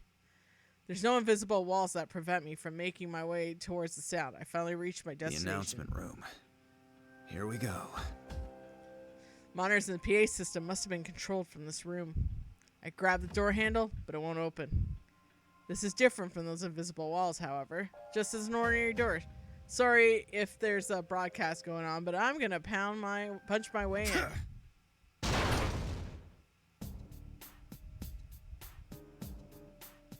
Smash through the door and enter the room. Whoa! It's that red cape guy I saw earlier! Everyone inside immediately wheels around to face me. There are two female students before me. One of them I recognize from the video. The other is an unfamiliar face. It's my first time seeing her, and I immediately know who she is. She looks like a regular person, aside from all her mechanical parts. It's Labrys. And General Teddy. So it wasn't Labrys after all. Immediately, General Teddy glaring at me begins to change.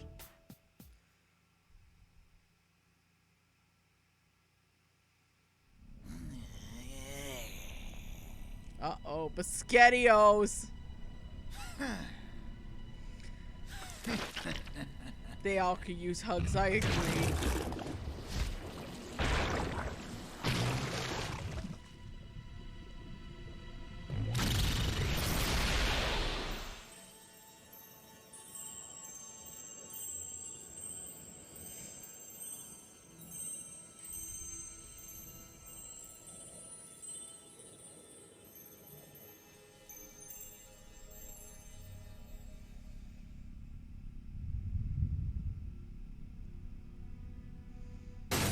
Uh-oh. Toaster oven is ready to kill.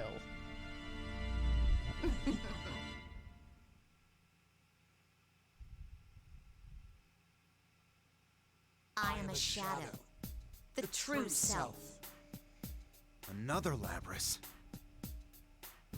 Well, this is completely unexpected. I can't even come up with a reason for why something like this would occur. Maybe this is another one of his illusions. Not if it were true, but I'm seeing it would be more direct result of my inner thoughts. Started inventing and discarding possible reasons of what's happening. Eventually, I just cast aside all my theories. Fun fact, a Lapras is a double-sided axe. Oh, that is a fun fact. Oh my god, that's pretty cool. I take a deep breath and calm myself. What is my objective? I was summoned to retrieve Lapras and prevent any danger of it from spreading. Doesn't matter if there's 1, 2, or 20 of her. My initial objective is unaffected. I will give everything I have to complete my mission. Fine. I'll just calm them both down.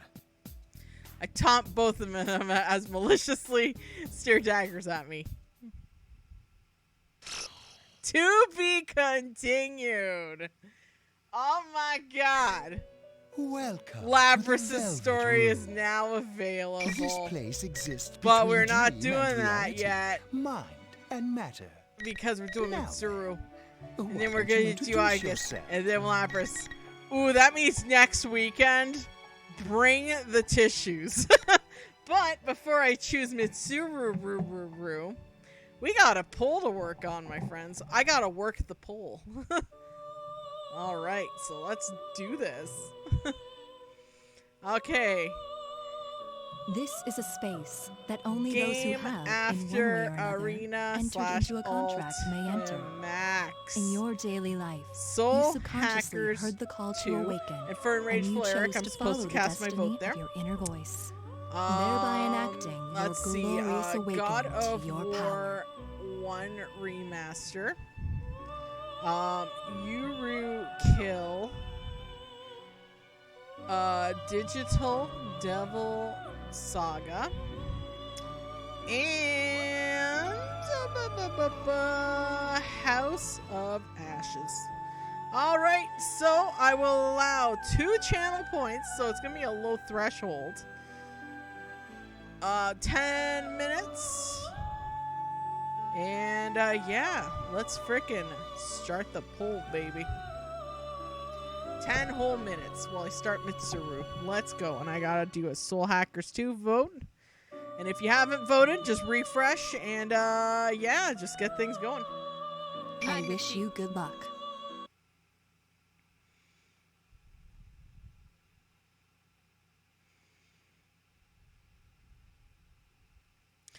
Late November in the year 2010.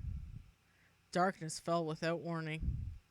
Same time, previously busy examination room fell so silent and the man's ears hurt. Hey, what happened? He called towards the back of the room, but no answer came. After working for public safety for over a decade, he thought little could faze him anymore, but he was uncomfortably alien. It was no ordinary blackout. If there were, a faint light of machines would be running battery power, such as cell phones would remain. But silence disturbed him even more. He hadn't heard so much as a single cry. Then he looked around and saw a spot of darkness where something was giving off an eerie glow, as if painted in iridescent pigments. Once his eyes began to adjust to the darkness, he was faintly able to make out the area around that light. Shining light was to reveal a small, strangely decorated box the man could only be delivered to the forensics unit. Forensics team! What the hell is... He called out, then squinting at the shadow of a person he could see in the window before him. By all the shape of resolve, he saw that it was not a person's shadow at all. Huh? He had no words to describe it. At first glance, it seems to be a coffin. Indeed, that is what it was shaped like. But he'd never seen a coffin standing upright, tall as an adult, shining in the crystal darkness. Yet, it was clearly what a crystalline mess was squatting in the spot where the window clerk normally stood. Upon closer examination, it wasn't the only one. Desks in front, the evidence shelf next to the reference computer, objects towered everywhere as if they were taking place of humans. What are these? Chill ran down the man's spine. They're people. We thought instinctively came to mind. And this is the reason he couldn't hear anyone else's voice? Was it because everyone but him was? What's going on? Once the fear set in, it wasn't easy to shake off. His familiar voice was starting to look like a grotesque netherworld. He felt quite sure that he had to get out. Quickly, he turned and grabbed the knob of the door through which he had just entered. But... What the... Didn't budge. It wasn't the door that was locked, preventing the knob from turning the latch. The knob was completely frozen in place. Is anyone here? Hey, let me out! Man slammed his fist against the door, yelling in desperation. But the sensation he felt when this first impacted its surface wasn't that of hitting the door. It felt completely at odds with what he saw, as if a picture of a door had been drawn into a solid wall. It was then that the man noticed another light, similar color, was emanating the box. See the part of his hand that he swung forward. It was a ring, and suddenly he remembered. When he brought the small box, he found several bizarre ring-shaped objects within it. While handing over forensics, he suspected it might be rings. To check the theory, he put one on. Another ring was emitting the same eerie light in the box. Though he still had no idea what was going on, it was immediately apparent that it was directly related to the current situation. Man grabbed the ring and well-slicked fingers and tugged it ready to pull it off his own finger if necessary. Just at that moment, I wouldn't take that off right now. What? The man couldn't help but gasp. He looked around, could sense that no one in the room was with him. Where had the voice come from? I'll be there to rescue you shortly. Calm yourself and wait there. Then the man calmed himself. He realized that wasn't a voice. Sensation was indescribable. It was distinctly unlike hearing with one's ears. Who's there? Oh, pardon me. This is Mitsuru Kirijo. We met earlier. Kirijo? He did know a Kirijo. It was she who brought the strange small box. And that wasn't all he knew. The Kirijos that were a wicked family who used their fortune and influence as a shield, continuing to frustrate the police. Despite that, the man couldn't help but feel relief wash over him. Perhaps he might survive this after all. Oh, well, I appreciate the help. Just hurry. Hurry! I gave it 2. I'll save my points for another pull. After getting muttered words out, he sank on the floor and the door to his back. Tsuru Kirijo, as he recalled correctly, was the eldest daughter of the Kirijo's group filing family. The looks of who might be the winner, I will say, though, that actually works out because spoopy season is upon us. He noted that her voice had been far calmer than his, despite the situation they were both in. He sensed a measure of trustworthiness from her. And to think, it had been merely an hour ago when he was asking himself why such a young girl had been chosen to the head of the Kirijo group at all. I was trying for Digital Devil Saga. Aww. The digital clock on the corner desk quietly announced the arrival of 10 o'clock in the morning. Normally, most staff would be out and about by now, but the entire police department was in turmoil today. It was only expected, with a key figure from the Kirijo group visiting on an unusual business. Kirijo, huh? Kirijo Group was a major trading firm synonymous in Japan. They had links to all areas of business. Not a day could go by in the city without hearing their name. The clock had struck 10, bore the logo of the Kirijo Electronics, and KG was the carrier of cell phones provided to every member of the force. A few days ago, the same Kirijo group had made a seemingly insane proposal. The document was hundreds of pages, but a brief summary would read, "We wish to collaborate with the police on an unofficial department for eliminating monsters." You know what? That's the other thing, too, though, about the vote. I mean, the one that may be the winner, unless someone, just trauma dumps on, one of the other ones. Basically, that one's also a short one, so we'll have a vote sooner than we think. And the vote will have just the 4. It's when I get to, top 3, that's when I add 2 more in. Alright, anyways. Document was hundreds of pages, but a brief summary would read, "We wish to collaborate with the police on unofficial department for eliminating monsters." Well, it does happen from time to time. Famous businessmen end up advocating cultish nonsense in pursuit of their ambitions. Damn. Upon consideration, it was decided that the Kirijo group should be invited to give their pitch. Of course, there's no intention of spending tax money on the outlandish proposal. Police's interest in humoring the Kirijo group lay elsewhere. Kirijo group has offered an incentive whereby the police agree to a meeting. They would provide details of the list of the Ergonomics Research Lab's artifacts as well as actual samples. It was this to drove the officials' decision. For there would be dark rumor abandoned about the Kirijo group over the last 10 years. While still a family-run business, some said the old man Koetsu Kirijo delved into paranormal research and was performing inhumane experiments. The police collected through evidence to test a rumor that had prepared many times and forced the investigation. Every time the investigation came to nothing due to the group exertion hidden pressure, frustrating those working the case to no end. The investigation prime target was the infamous Ergo Research, the Kirijo Ergonomics Research Lab. Supposing the Kirijo group's dark side had been a dream of the public safety for 10 years now. And now Kirijo seems to be willing to hand over Ergo Research tightly guarded secret on silver platter. No one knew the reason for the sudden about-face, but neither did anyone think about turning them down.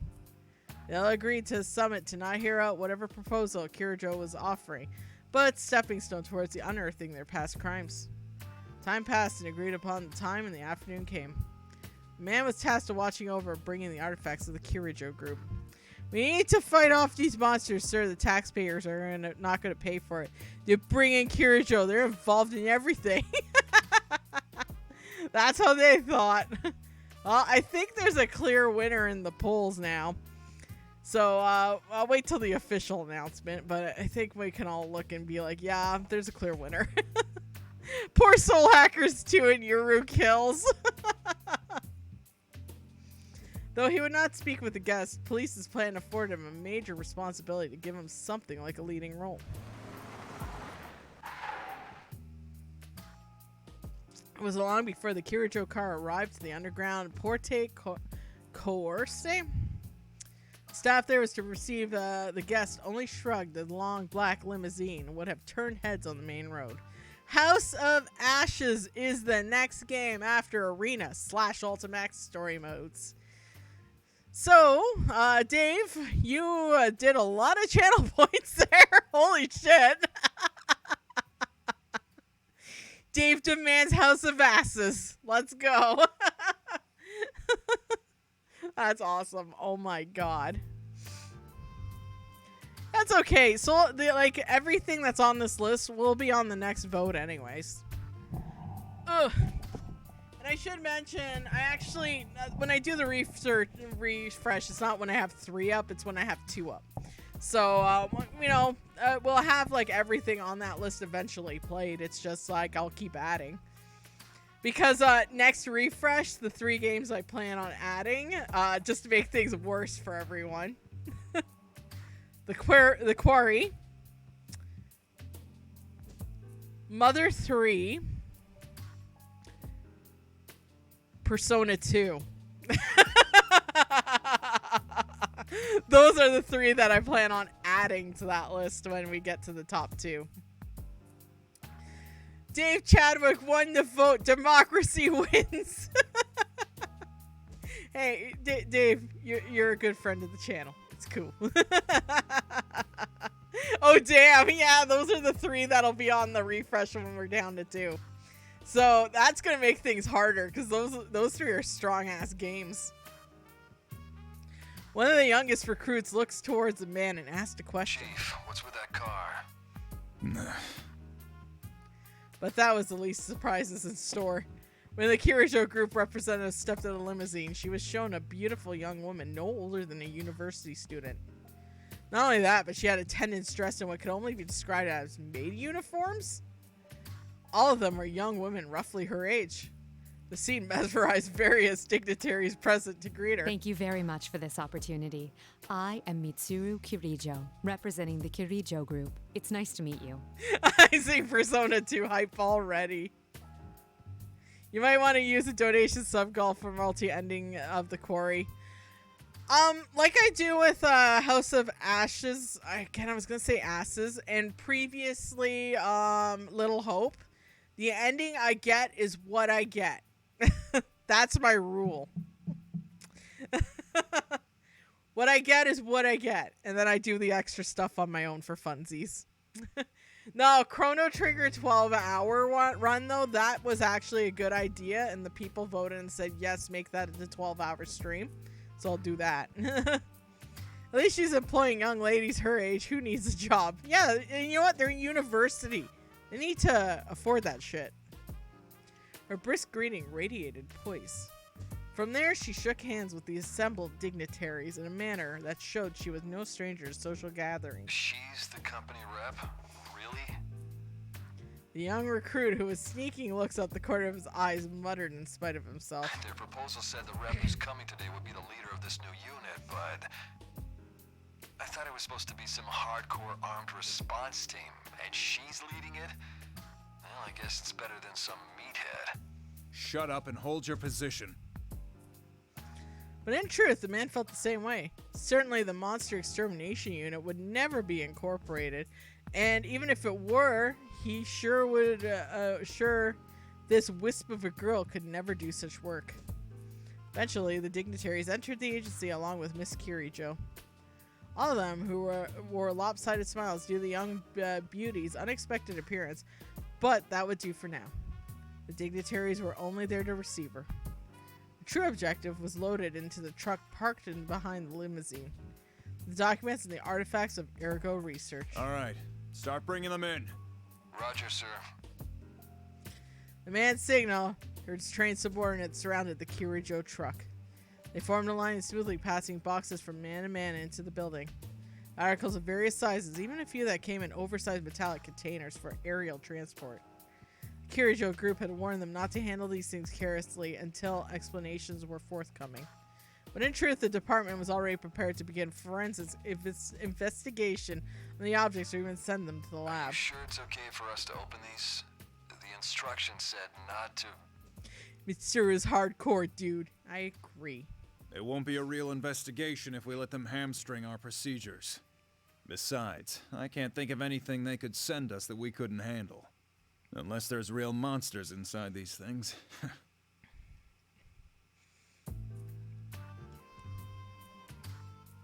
The articles were brought in silence. Operation only lasted 15 minutes. Man himself received the last item, about the size of a jewelry box.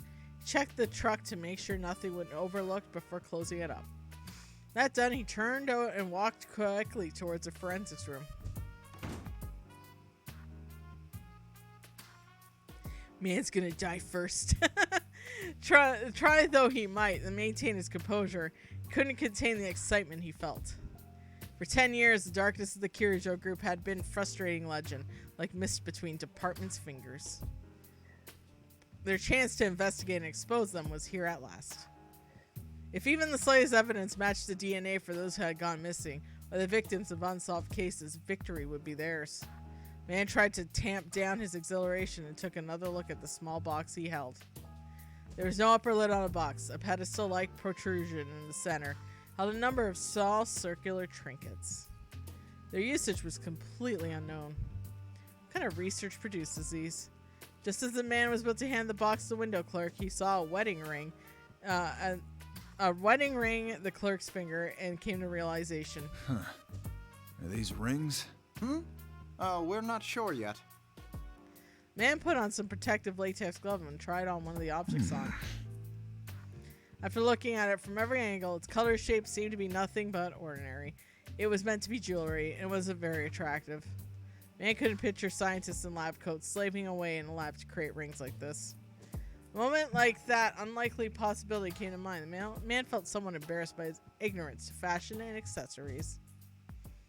But as soon as he reached the small box and put a ring back inside, darkness suddenly fell.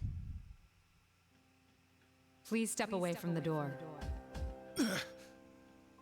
The voice echoing the man's mind brought him back to reality. He took a few steps back away from the door as directed and stood ready. Step away from the door. The more he thought about it, the stranger the order seemed. How did she know she was so close to the door if he wasn't even in the room? Suddenly a chill filled the air. Mere seconds, the entire door was coated in white. Where'd this ice come from? It had frosted over. The man couldn't believe his eyes, but the evidence was there in front of him. He could hear a slight knocking sound followed by a crack forming in the center. Door buckled under its own weight and crumbled with the sound. It was like a building blocks being pushed over. Standing just past it was Kirijo woman. She walked over to the man with exquisite nonchalance. At her side was one of the maids she brought. Are you all right? Yeah. We did give you fair warning, but it seems to have gone unheeded. Man looked towards the ring, shining on his finger. Then this happened because we touched that box? What is this thing? That ring gives its bearer an unstable form of pseudo-potential and allows anyone to experience the Dark Hour. Oh shit. The Dark Hour? The box itself seems to be a failed recreation of the Dark Hour. The effect radius is small, and it malfunctions when improperly handled. The Dark Hour. He remembered that phrase coming up in the documents that the Kirijo group had sent. I was quickly checking out.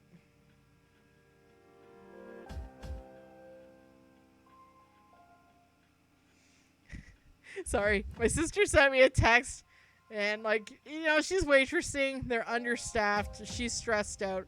She works almost 7 days a week, and she's like, it was dead of lunchtime, and a woman's like, oh, can I see the breakfast menu? And my sister really, really wanted to say, it's fucking eggs and bacon, Jesus Christ. Because she's just so stressed out. But she didn't. She gave them the menu politely. She's just like, oh my God, I just want to die. It's been rough. My parents have been like, we can't find staff right now. But that's everywhere. That's everywhere. Funny enough, though, I think it has more to do with the town. There's a lot of new people from the city who don't want their kids working at all. So basically that, or when the kids become 16, they get jobs in the city that's nearby and they don't even work in the town. So yeah, it's kind of like a mess, but what can you do, right? Yeah. And that's the thing. It's been an issue even before the Big Roni. So, yeah. If you recall correctly, it was defined as a hidden time, unable to be experienced by normal people, where everything stood still. Yeah, that tracks, yeah. According to the documents, it seems to have occurred every night at midnight for about 10 years until spring 2011, as if forcing its way into normal time. Until now, it seems like pure fantasy. Those parents are part of the problem. Yeah. Yeah, I hate to say it, but yeah, some of them are. And when that happens, it's like, oh, you're not going to have your kids learn about money management, are they? And then when they get deep into student debt, they're like, just thrown to the wolves, huh? Okay. But this could be Silent Darkness said, same thing. So you're saying those stories in that document, that occult-sounding stuff was actually for real? At that moment, a voice suddenly echoed behind the hallway past the broken door. Who's there?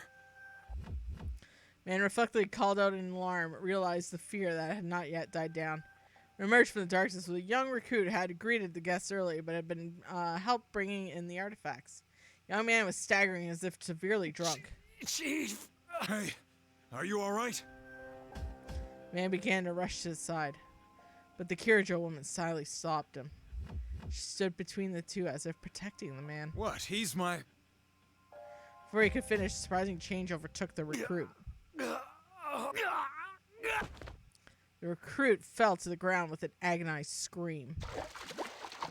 Black tar-like substance. Oh God, he's leaking. Black tar-like substance began flowing from every orifice, including the butthole. What? The ooze spread unnaturally across the ground and cohered into a glob. It rose up like a beast rising its head and looked like claws began to form. The appearance showed clear signs that it possessed some malevolent will. The man thought again about the Kirijo group's initial proposal. We wish to corroborate with the police for unofficial documents in eliminating monsters. He's leaking! No! His butthole! Without a doubt, this is what they referred to. That name came up again and again was. This is a shadow. That it is. It's a monster that dwells in every person's heart. They usually can't manifest themselves this way, but it's quite common to see it happen during the dark hour. So the research to make this happen artificially. That's what Kirijo has been experimenting with. That did seem to be the extent of it. At the start. At the start. The man couldn't prevent himself from shuddering in the image of the implications of her statement. The second roar, the half-liquefied shadow suddenly took form as some fell beast. And where the face should have been was nothing but a mask, giving a bizarre appearance of two creatures stitched together. Young woman, for her part, seemed not least perturbed. Kikuno, my things, please. The maid stopped to reach for something. The man wasn't sure where she had been carrying it, but she placed the sword in her master's hand. The blade was specifically shaped similar to the design of a fencing saber. You're going to fight it? Stay back. This will all be over soon. In that moment, as if understanding their conversation, the shadow squared itself and leapt towards the young woman. Its speed matched its beastly appearance. In the darkness of the room, the man found it difficult simply keeping his eye on it. The young woman did not move. Her sword remained lowered in the face of the shadow's advance. Of course, thought the man, an amateur like her could never react in time. Artemisia. However, a word from the young woman from some unseen force slammed the shadow against the wall. Man momentarily doubted his own eyes. And for it hadn't been the woman who repelled the monster, but a silhouette that suddenly appeared behind her. It looked as though she's being enveloped in a sublime light, contrasting the shadow's dark glow. It was a woman wearing a majestic dress. Silhouette held up a hand towards the crouching shadow. Once again, the man felt the freezing air fill the room. With that, the shadow stopped moving. Frost crystallized all over it, turning into an ice sculpture within seconds. Only did the young woman swing the sword in her hand for the first time. A white gleam arced in the air. Upon impact, frozen enemy shattered like it had been crystallized sugar rather than ice.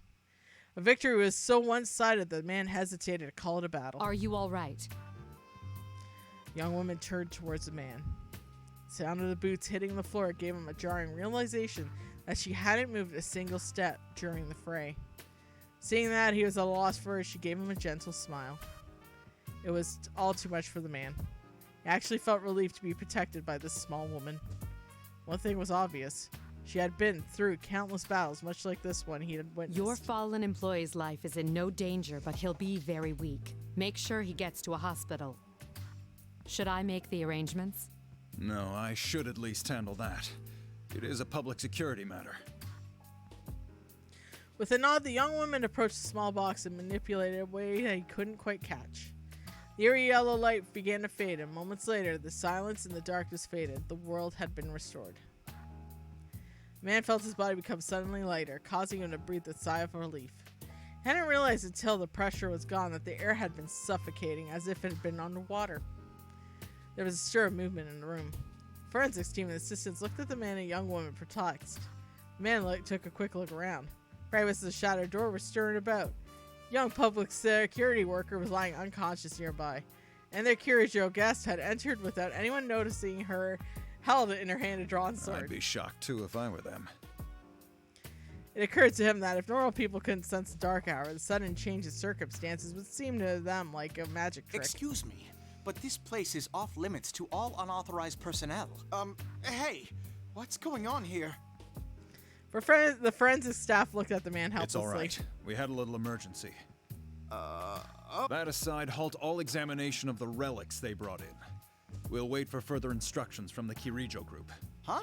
But you said... If there are any boxes that are closed, don't force them open. Not if you don't want to come face to face with monsters. Leaving the frowning forensics team behind him, man quickly went into the hallway with the Kirijo woman. I have to thank you for your help. And about the conference, I'll join in as well. It's been arranged so nothing you say would get through to the higher-ups. The young woman was surprised at what amounted to a confession of betrayal. She didn't show it. Are you saying you will reconsider your plans? I can't overlook anything as serious as this. I wouldn't be doing my job as public security if I did. But make no mistake, the things I saw today are proof of the sins the Kirijo group has committed. They can't be punished under the law, but now that they're known, atonement will be made in some shape or form. Indeed. I never intended anything less. You really put one over on us this time. Hmm? Oh, there's no need to be coy. What happened today was no accident, was it? We'd never have believed the reports unless we saw it in person. That's why such a dangerous box had no lid. Am I wrong? There was no lid. That's not possible. That box was classified as risk level 3. It should have been securely fastened. The young woman fell silent and then gasped and gave the maid walking silently beside her a look. Kikuno. The maid continued without a slightest sign of remorse and left her master behind. Both the man and the young woman sighed at once. Us guys in public security have a reputation for being tough. But it seems like you guys are no slouches yourselves. The summit was meant to be a perfunctory refusal to look at an unexpected term. Promises were made to continue the talks.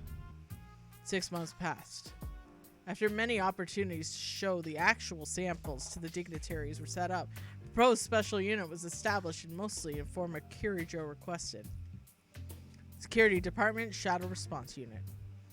It was the inauguration of the special unit that would in time be nicknamed the Shadow Operatives. My monitor's dusty. Wow, that was a lot of story. We got to see a man leaking out of his butthole and a guy believing Mitsuru. And the fact that Mitsuru has an army of maids. Indeed, the Shadow Operatives. I'm quite fond of the name. Not that I normally pay much heed to these things, but in this case, I admit being pleased. Started as sarcasm on part of the higher ranked personnel from the police. It could be taken as those who deal with shadows, but the real meaning is those who operate in the shadows. Mitsuru girl bosses. She does, in her battle cat suit. Not only the unit unofficial, but the difficult to credit the job in exterminating monsters. And mostly I suspect it was a dig at the group that disturbed the unexpected peaceful years before the older personnel's retirement. Army of maids. Definitely not an ordinary mage, that's for sure. But the Shadow Operatives could mean that one who does an indispensable, a bit unrewarded job for society. It's a name that's truly benefiting the organization's goals.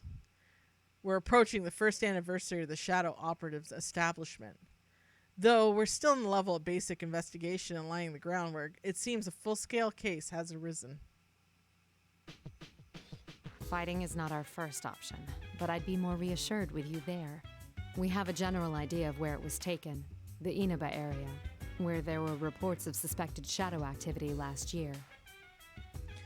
Good as it is to hear from an old reliable friend, I limit the call to a quick exchange of information. I'll send you the precise location later. Sorry to call when you just returned from a trip, but I'm relying on your assistance. I close my cell and turn towards my colleague. He's only just returned and he's going directly to the location from the airport. Akihiko never changes. The man on the phone was just now was Akihiko Sanada. He's one of the non-permanent staff. Akihiko is an excellent persona user, but beyond that, he's a skilled boxer. He's a friend of mine from high school who fought the shadows alongside me. I admire his strict determination to never neglect his training, and the extreme lengths that he goes to can be rather inconvenient. After entering college, he accepted my invitation to be one of the founding Shadow Operatives, but it was his actions afterwards that went above and beyond. Sure, I'll join. But if I'm gonna use my strength professionally, I want to get my skills to level I'm happy with first. Thus began his training expedition. So basically, Aki said, fuck college, and went on and become a world warrior. He's not only wandering the country, he's traveling the entire world. Can't decide whether to be dumbfounded or impressed by his dedication to training. All of this to say, though, he only just returned to Japan to take part in the operation. I give a wry smile and lean back in my chair. Seeing me relax, the girl watching nearby smiles. This is Igus, known for her blonde hair and piercing blue eyes. She's a sweet girl on the outside, but she has what it takes to be an important member of her squad. Will we be able to find Labris? My sister? Igus looking slick in that suit. When I look over to Igus, her eyes are cast downward with a worried expression. Will we be able to save her? Isn't that what you really want to ask? She must have known once I called Akihiko as backup. There's a possibility we'll have to fight Labras. Knowing that, it's not a great leap to imagine the worst case she may be destroyed. Hey, Tonyun, what up? No college, just working out and protein. Guy, he's saving money by being a protein fiend, funny enough. Just adjusting my butt. Hold on. I'm uncomfortable. Please donate to the chair fund, please.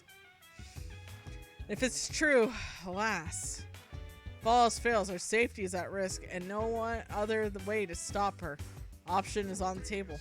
Don't worry. Still. As I mentioned to Akihiko, fighting Labras is not our priority. The reason I formed this shadow operative team is to save lives. We will find her, whatever it takes, and bring her back. We can do this. Yes. I'm sorry to be so pessimistic. Those feelings you have for Labras, you should tell her when you see her. I will. Monitor is showing certain data is under multiple redundant encryptions. Kirijo Ergonomics Research Lab confidential matters. There is, in fact, a reason I'm reviewing these materials that are normally securely concealed. 2 days ago, on May 1st, I was unexpectedly dragged into a serious incident. The passenger plane was taking to Kagoshima was hijacked. There hasn't been a domestic hijacking in 10 years. Top brass of the police are afraid to make any mistakes, sent in the shadow operatives. In case itself was resolved quickly and all the culprits were arrested. None of the passengers were harmed either. But the hijackers' true motive wasn't terrorism or political demands, as one would expect. I was surprised to find that they were really after my cargo. It was a sealed box of the Ergonomics Research Lab that was transporting the Yakushima on a flight. Toaster looking fancy. Sharp-dressed toaster. No one thought that risky hijacking would be in pursuit of just cargo. As a result, one of the objects was stolen. They arrested suspects in all police custody, but none of them have memory of carrying out the crime. Someone was pulling their strings, very probably using uncommon methods. Considering the puppet master was targeting shadow-related cargo, I doubt they'd be easy to deal with. As for what was stolen, I just mentioned its name a moment ago. The 5th generation anti-shadow suppression weapon, Labras. It's an older model from 2 generations ago. Since shadow-related ergo research documents were lost in the accident, we know little about Labras. She's an android, most likely a female version, just like Aegis. But instead of weapons loadout, she seems to have been fitted with some kind of experimental equipment. That's all we know. Still, thanks to our corroborator's quick wit, the escaping vehicle was traced, but the end system wasn't easy, but we managed to pinpoint its location. It was headed for the city of Inaba. There may have been a shadow activity last year. Once the preparations to depart were complete, I'll head over there myself. My mind wanders a bit. Though I was unaware of them, the shadow of the sins committed of the Kirijo name was still painful, 10 years on, and that sometimes I want to avert my eyes. But now is not the time to be bound by the past. Now's the time to act. I suddenly noticed that Aegis has been staring at me weirdly. Give her a smile and stand up decisively.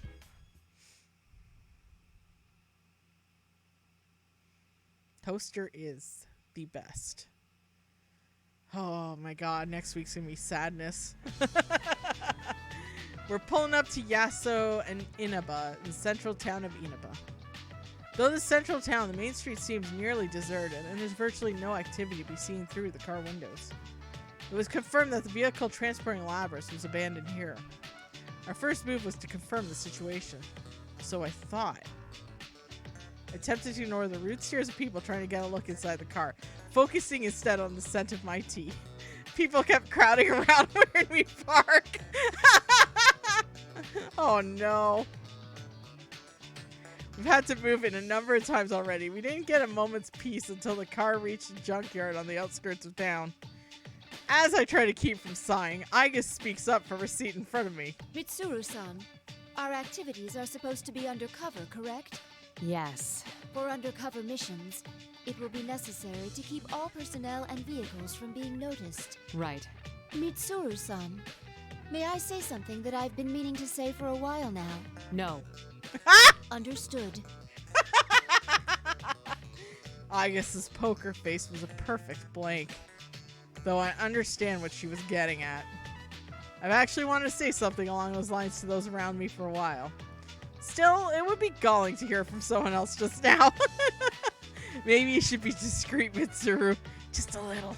All I told them was to give us a car with enough space. Our contact has arrived. The man approaching us is someone whose cooperation I specifically requested. His name is Detective Kurosawa. Before I can welcome him, Aigus speaks up. Oh my. This was not our designated meeting area, yet he has discovered us. Who could ignore a giant car? Lately, I feel whenever Aigus wants to voice her opinion to me, she intentionally puts on the robot act. They mentioned this in the lab. That if Aigus still speaks in that stiff, formal manner, either she's getting too human, or is developing habits, or she's doing it on purpose. Good old Toaster. Honestly. We appreciate your cooperation, Detective Kurosawa. Long time no see, miss. And Aigus, was it? Indeed. It has been a while. Detective Kurosawa was the officer in the police box near the school we attended 3 years ago. He was shunned for cooperating with us and busted back down to officer, but now that the shadow operatives are officially recognized, he's in their good graces again. Man who can be trusted beyond the confines of the station to solve a case, even going so far to bend the rules. He's a rare breed. Detective Kurosawa's expression is softened while he makes small talk with Aigus, which makes me realize that this may be the first time he's seen Aigus in her combat form. I shouldn't make you stand while we talk. Please, get in. Ah, sorry. I haven't seen you in a while, so I had a lot to say. You must understand that you're trying to go incognito. Though it's kind of him not to point out that our vehicle and attire are completely unsuited for the goal as he enters the limousine. He sits and does not even wait until the doors close before getting to the point. I found out quite a bit regarding the case you had me look into. First, I reviewed the report on the incidents from last year. One of the suspects mentioned the word persona. So what went on here last year? It's probably related, but I wasn't done there. Parts of this guy's testimony were even more outlandish. Oh, I'm gonna state though, I also like the fact that they're not giving away who the killer is in Persona 4, but also one of the twists in Persona 3 as well. They keep it vague, and that's pretty cool. If you can take what's in the record at face value, it seems Persona users can enter TVs within the Inaba region. Enter TVs? What does that mean? Just what it sounds like. You physically stick your body into the screen and go inside. He claimed there was another world in the TV, and dropping people inside it was the method behind last year's murders. This all sounds rather absurd. I'm surprised it was included in the police report. I got in touch with the detective in charge at the time and said the same thing. Apparently the report was filed by a young partner of his at the time. He'd entertained the wildest testimonies like this one. He sounds like quite the oddball. If this was what really went on, the police would have had no chance cracking it. But that Detective Dojima is one shrewd guy. Even with all the supernatural hocus-pocus surrounding the case, he caught the culprit. What I asked of him was to collect information about serial murders that occurred in Inaba last year. So some kids fought a Japanese god and was posing as a gas station attendant. Were they on drugs? The shadow operatives aren't public knowledge, though I thought the local police would be more willing to speak with them. The results surpassed my expectations. Though it is slightly frustrating to already run up against something I'm powerless to achieve myself. That's all I have for you right now. I should be going. I doubt either of us has time to reminisce over the old days. It's funny though. I thought the fighting was over, but you guys surprise me every time I see you. Thank you very much, Officer Kurosawa. Why don't we at least see you off? Oh, that's all right. I've got my own car. I doubt my department would appreciate your tastes. If I ever showed up for work in something like this, I'd be the talk of the force until the day I retired.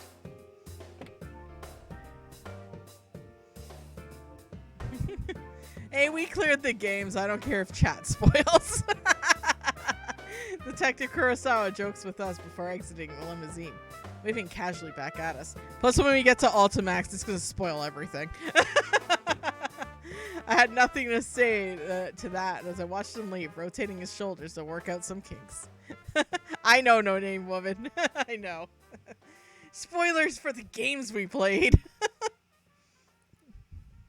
I was picking my nose at the time. I didn't notice who the killer was.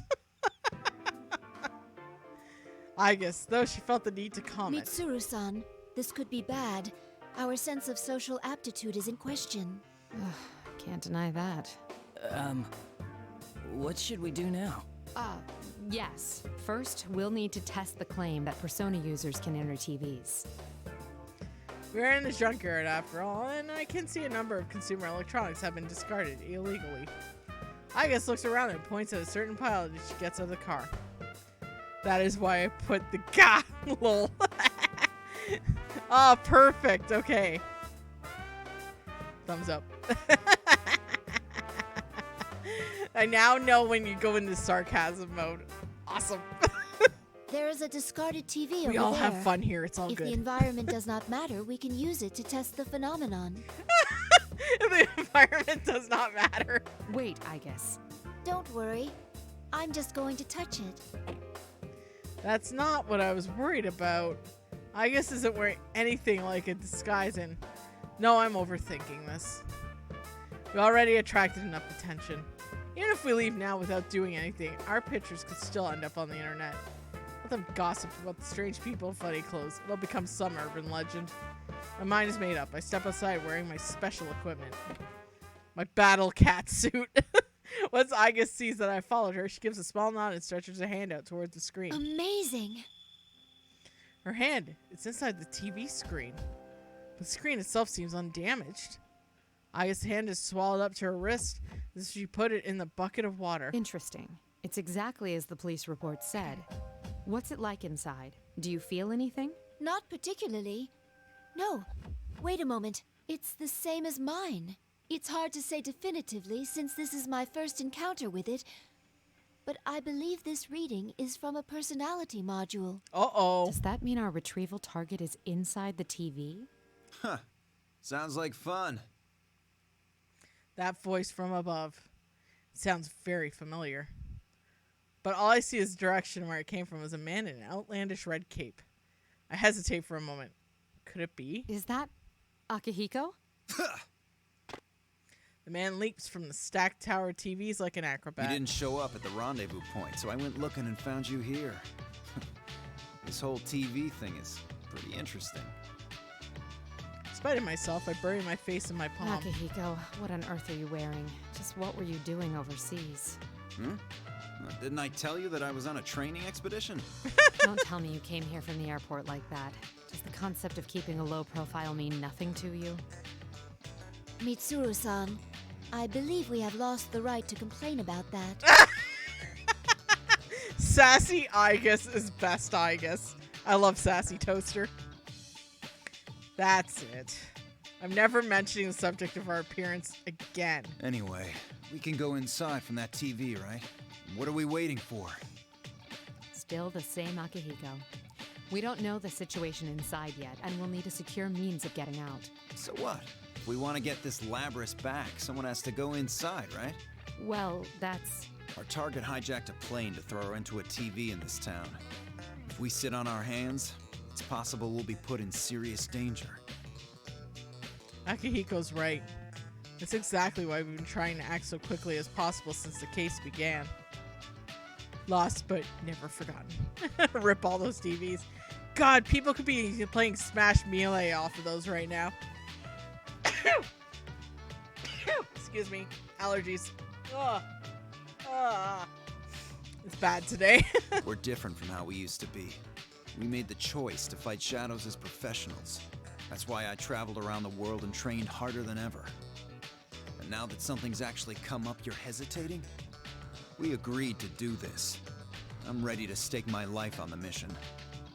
Recklessly and unafraid to state his honest opinion. Classic Akihiko. He He must understand He must understand that is his role.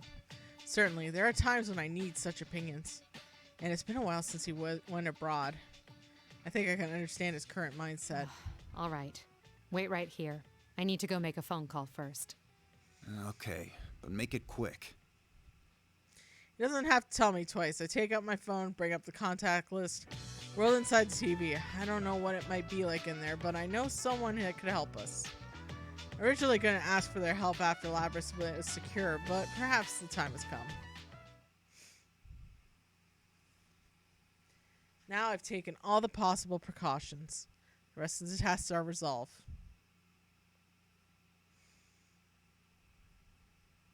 Oh my god. I love this game. You know, eventually we'll be playing Persona 4 dancing all night as well, because that's also a canon story mode. Yeah. If we all barge in and something happens, they'll be devastated. Now that you mention it, at least one of us should be staying behind as well. I am not staying.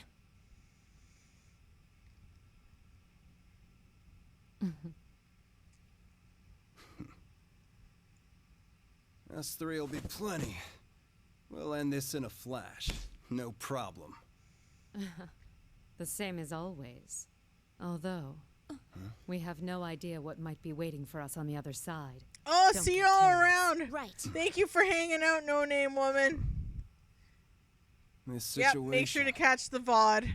it brings back memories. I think after tomorrow's stream, that's when I usually do the backup highlights, so then the full episodes are available as well. Ready!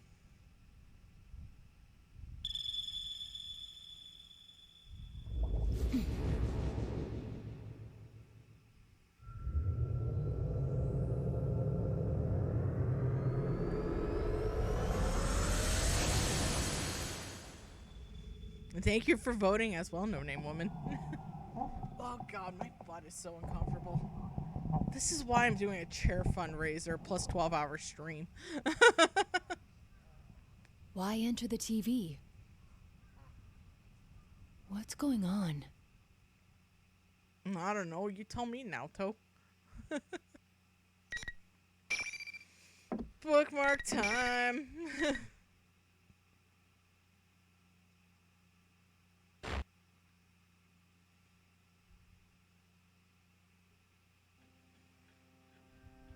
Oh. Where am I? Is this inside the TV? I remember being enveloped in a white light. When I came afterwards is unclear. Is this the world inside the TV? Oddly enough, the sight before me seems to be the main gate of a school. The name engraved on the entrance plate is... Yasagami High School. I do recall that name from our map of Inaba. An existing high school has been completely recreated inside the TV? I then came to a realization. I've encountered something much like this before. It doesn't appear to be much different from reality as far as appearances, but it has the same distinctive sticky atmosphere. The Labyrinth Tartarus was our battleground 3 years ago. It bears a lot of similarities to this place. Wait, where are the others? Akihiko! I guess. Being separated won't do anything to further our mission. Perhaps I can use my communication power to get in touch with them? Huh?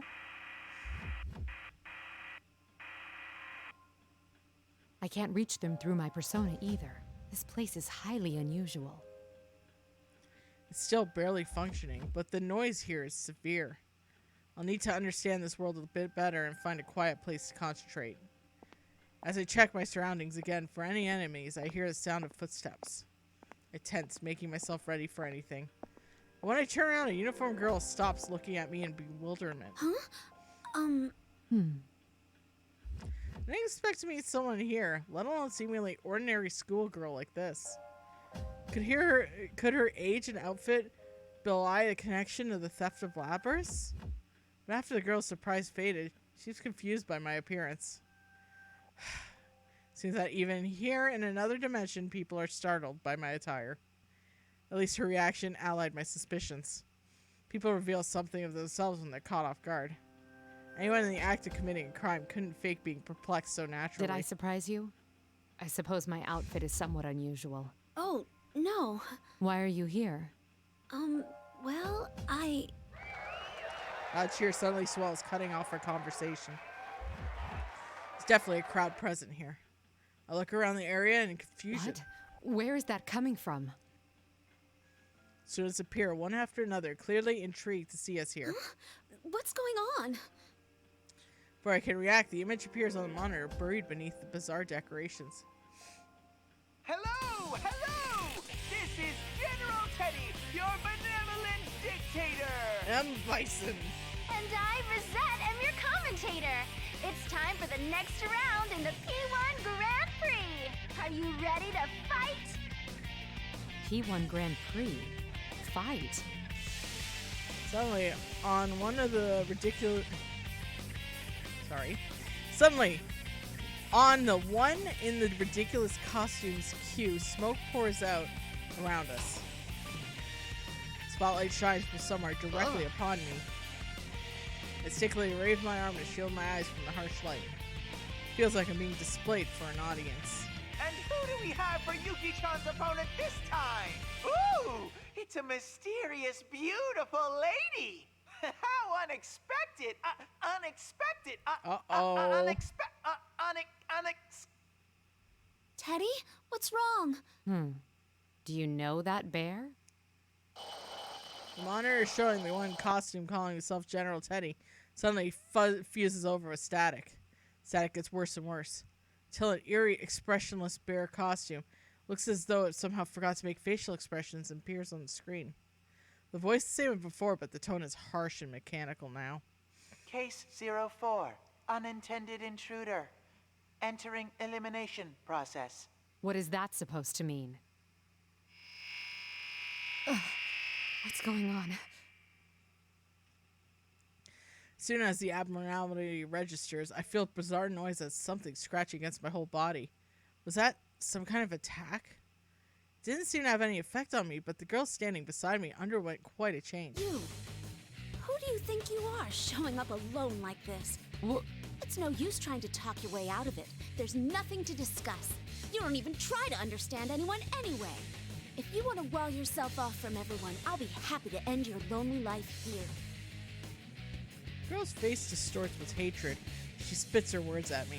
It's a far cry from her earlier demeanor. It's as if she's a completely different person. And that's not all.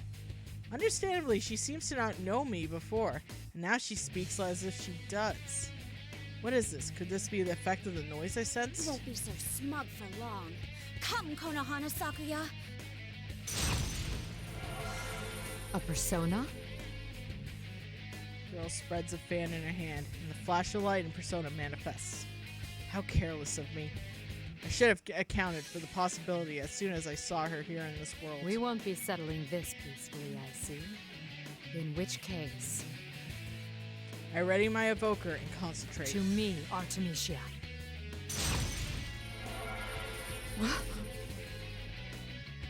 Power rises from within me. Sensation in my limbs tells me that my persona has emerged. But my hand holding the evoker is still at my side. My persona, did it just appear without using my evoker to trigger it? Did I summon it by only thinking? Theoretically, one doesn't need an evoker to summon one's persona. I didn't have one on the day my persona manifested, but I've done it without one several times as well.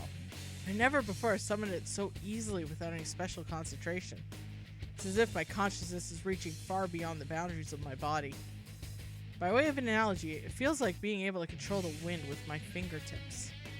Could it be because this world is special? The girl's voice brings me back to the situation at hand. Which reminds me, the girl doesn't seem to use any special implements to summoning either. Persona user. Fine. I still won't lose. How the game edgy is it unbearable? Oh, Austinek. Sorry, but I won't be defeated. You're in Teddy jail. Just kidding. Sorry, but I won't be defeated either. All right, let's go. Okay. All right, I'm gonna warn next week is gonna be sadness week with this game, so just heads up on that. So bring some tissue.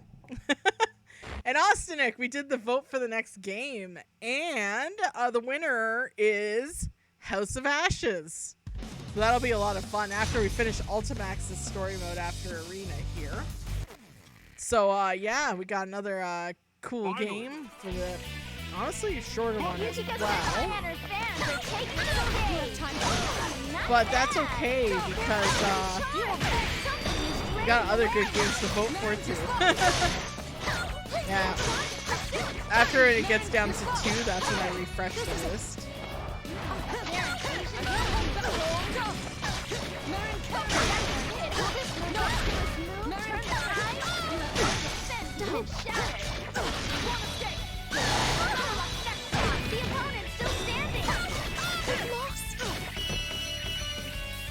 A round of applause for both sides.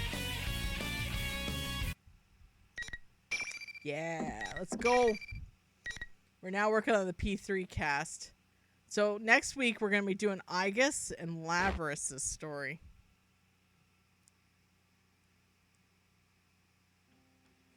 Once the battle ends, the monitor nearby switches on. An irregularity has occurred. Multiple intruders detected. Emergency. Intruders are persona users. Due to difficulties in elimination, they will be acknowledged as valid targets. He obviously refers to myself and the others. Does he mean that he's going to adjust his tactics for dealing with our own various strengths? The way he said it seems like a bad omen. Valid targets. I understand that we're considered to be intruders, but did he mean by that? It seems we're a part of the tournament now. But what was the enemy's original plan? Monitor screen fuzzes again, and once more snow consumed the person as originally appeared. Geez, you need to let me know if you want to get in on the fun. But this is a unique situation, and you're one hot mama. So I'll make an exception. Just keep putting on a good show in your next bout, too. Who are you? Why don't you take off that strange costume and show your face? Hey now, I don't think a lady walking around in a cat suit like yours can talk to me about my bear suit. Damn! Enough with the questions. Move on! Again? Yet another person hung up on my outfit? It's unlike me to let a person's words get under my skin. Monitor switches off with those cheeky words. Is that costume thing the one who stole Labrys? If so, then what's the purpose of this bizarre tournament? Fine. I'll get a read on your location. I quickly link my communicator and persona. Some personas are more suited for operational support than direct combat. Doesn't help wearing polar bear fur. That's true. Oh, you wouldn't like that. In my case, though, power is secondary. We normally have a persona user who specializes in a role, but with some specialized equipment, I can get by. Focus my consciousness, send it drifting throughout the surrounding area. The enemy must think he's keeping an eye on us, but he'll learn soon enough that he's not the only one with the bird's eye view of the situation. Before the layout of the place became clear, an unexpected change occurred around me. The moment I use my power, noise runs through the students that have been spectating. In an instant, they turn into something like silhouettes, barely even human shapes. Seems though their true colors are being exposed. Are they not human? What? Were they shadows? If they were, I don't sense any hostility from them. Were they just set dressing that thing in the costume prepared? At least you wouldn't have time where PETA would throw paint on your outfit. That's true. Apparently, this disturbance isn't so serious. That large crowd of cheering implied it was made up entirely of people who entered the TV, which leaves it a mystery. But maybe the best consider a blessing. In any case, it appears that apart from this girl here, none of those students were real. Girl that collapsed on the floor is coming around. Or at least my persona rush over to help her. I wasn't fighting to my fullest, so she shouldn't be suffering of any real wounds. There are so many mysteries surrounding this girl. Seems to be more than just associated with the one in the bear costume. The moment the girl sees me, she jumps back like a startled animal. Her speech is flustered, her face bright, blushing red. There are tears in her eyes. How come you knew about that? About what? That was private. I never even told anyone at the inn about that. I can't believe someone I've never even met before knew. Girl covers her reddened face in shame. I try and think back to what I said to her. Did I point out anything that would cause a reaction? One detail jumps out at me. When the girl's manner of speech shifted before a battle, it wasn't her personality that abruptly changed. Though we had just met, she talked and knew more than she should about my past. Reminds me, that noise I sensed earlier is gone. Yet the girl before me now no longer bears any senseless animosity from before. Seems to have been some kind of interference from the enemy. Come to think of it, that bear was egging us on. The interference must have been to ensure two total strangers would fight. I'd also like to point out that thanks to this game, I ship Yukiko with Labris. General Teddy, was it? He looked comical enough, but he certainly put an elaborate scheme in motion. No! How could Teddy... She seems to have finally calmed down and continues muttering with a perplexed expression. You know the one in costume, I take it? Oh, I know him very well. He's usually not like this at all. I take the girl's hand and again help her to her feet. I'm Mitsuru Kirijo. I've come here in search of a unique object. I do too. Thank you, DT Darkslayer. Why don't we start over? If you don't mind, I'd like to hear a little about yourself. Yes. Oh, my name's Yukiko Amagi. I'm sorry for losing my composure just now. So, Amagi, why did you come to this world? Where to start? So many strange things happened over the last year. At first glance, she looks like an ordinary student, so why was she here inside the TV? Amagi briefly summarized her recent past to me in the even tone of her voice. According to her, this world is a prominent in the serial murder case last year. She and her friends awakened their personas while investigating the case and eventually solved it. At the case's conclusion, this world formed by people's thoughts returned to its original state. None of this contradicts what I learned from Detective Kurosawa. A realm inside a TV, formed by people's thoughts. It sounds absurd, but that would explain the incongruity I sensed when I used my persona. We thought the case had been solved, but lately there's been another strange program on the air. My friends and I couldn't ignore that, so we came back here. You excited for Marvel news? Oh, is there Marvel news happening today? Your friends? Are there others here besides yourself? I'm excited for anything X-Men. Yes, I was with 3 other people, but we got separated when we entered. Oh, okay, it's a D23. You know what? I hope they show actual animation for the new X-Men. The one in costume and the girl who called herself Rosette are friends of ours too. But they're acting so strangely. So this is not the way they generally behave then? I can tell from Magi's reactions that normally she trusts those two implicitly. Considering what the enemy did to her earlier, could they be under control as well? Either way, it sheds no light on the theft of Labris. How are they related? Or is this incident only a coincidence? There's one more thing I'm curious about. Have you ever heard the name Labris? Labris? No, I don't think I've ever heard of that before. What is it? It's the thing I'm searching for. What makes it problematic is that I know nothing of its appearance. I'll say, one of the classes 2 years ago, I met the son of the voiceover for Jean Grey and Professor X. Ooh, that's pretty cool. His mom is also Jill in RE3 or something. Oh, that's pretty cool. Honestly, I'm not sure it has anything to do with this disturbance. Though I can't write it off completely as irrelevant. Though it appears that there is no connection, whoever was there went so far to hijack the plane to steal Labris, brought her here all the way here. No matter how I look at it, that means something. Anyway, thank you for your cooperation. I understand the situation better now. We should stay together going forward. He was a cool guy. I stayed in contact but deleted Discord. Damn. Whoa, think again, ladies! General Teddy suddenly appeared on the screen to interrupt their conversation. Only the winner of each bout can go on. That's rule number 1 in the Grand Prix. How exactly can that rule be enforced? As if to answer my unspoken question, Magi makes an odd gesture. There's nothing here, but I can feel something. A wall, maybe? Wait, but Mitsuru-san could... Magi looks at me expectantly. I take a tentative step and walk through the place where she claims there's a wall. Like I said, You're stuck there until the tournament's over. Only winners get to go. Come on, miss. You won. So it's time to barrel forward to the next stage. Take a shot.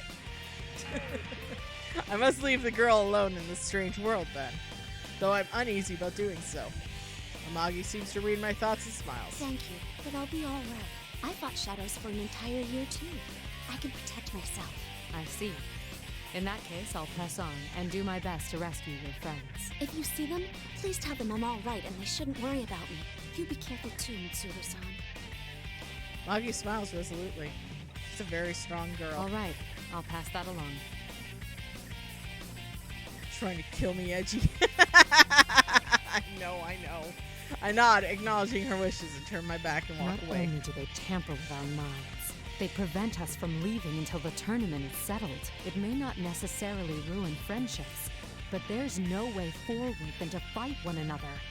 What a loathsome trick. It seems the mastermind is intent on us fighting each other. I grip my teeth in anger. Magi's clear eyes remain in my heart. This operation is no longer just to retrieve Labrys. Make a silent vow as I go. Everyone who has been dragged into this must be rescued. Why does it look like Yukiko's missing an arm? Because she put her hand up into the mechanical parts when you're not supposed to. Oh no! As I step into school, I realize that these invisible walls are everywhere, blocking off routes that seem open to the naked eye.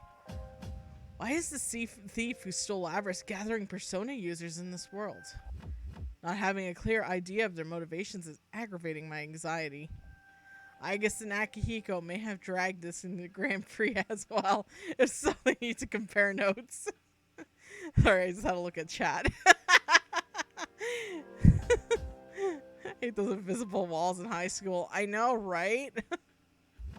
If all goes well, I may figure out a location and mastermind behind this if I failed to grasp earlier. After quickly confirming that there are no shadows nearby, I link my communicator with my persona. Focus my consciousness and send it drifting through the surrounding area. Hurts. So lonely. Oh. What was that? Presence is fate, but I can't tell where it is. Yet, I definitely hear a voice. It seems I could sense it because of my secondary support capabilities, but when I focus harder, it doesn't seem that there's trying to communicate with me. It's more like words. The intense emotions behind them are seeping out in the room itself, perhaps even around me. Eventually, the voice becomes clearer. I'm scared. And alone. It hurts. Why? Why won't anyone listen? I don't recognize the voice. Perhaps one of Amagi's friends. I didn't ask to be born a machine. How come no one understands? Oh! What's the difference between normal people's hearts and mine? A machine? Is that Labrys? Oh, I know! I stand up, try calling to her. Labrys! Are you nearby? Answer me! There's no answer. It seemed that it's not because the voice's owner is nearby that I can hear her. Labrys is new to the fighting game, actually, Osnick. It's subtly different from hearing voices of own's ear, and it's true. I focus my senses once again. I still can't tell exactly where it's coming from. Not yet having a thorough command of the layout here makes it harder to pinpoint. Eventually, the voice fades. Only silence remains. Going by what she said, that had to have been Labrys. Sounds as if her heart has developed further than we thought. Even Aigis' latest model required a lot of time and experience to develop a heart she has.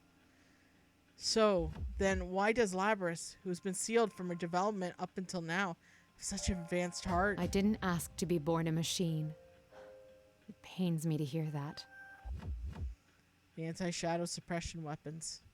Both Aigis and Labrys were created as insurance for dangerous shadow experimentations in case the subject should go berserk. The only thing I could stand up against a shadow is a persona. Being able to control one is absolute necessity when dealing with shadows. Thus, they were given hearts, and in order to be able to induce their ability to use personas. But a weapon that has a heart contradicts itself. It's natural for Igus to face that contradiction, cause her serious anguish in the past. We can't allow victims like her to be tormented by sins of the past, whether they're human or not. Newly resolved, I press on.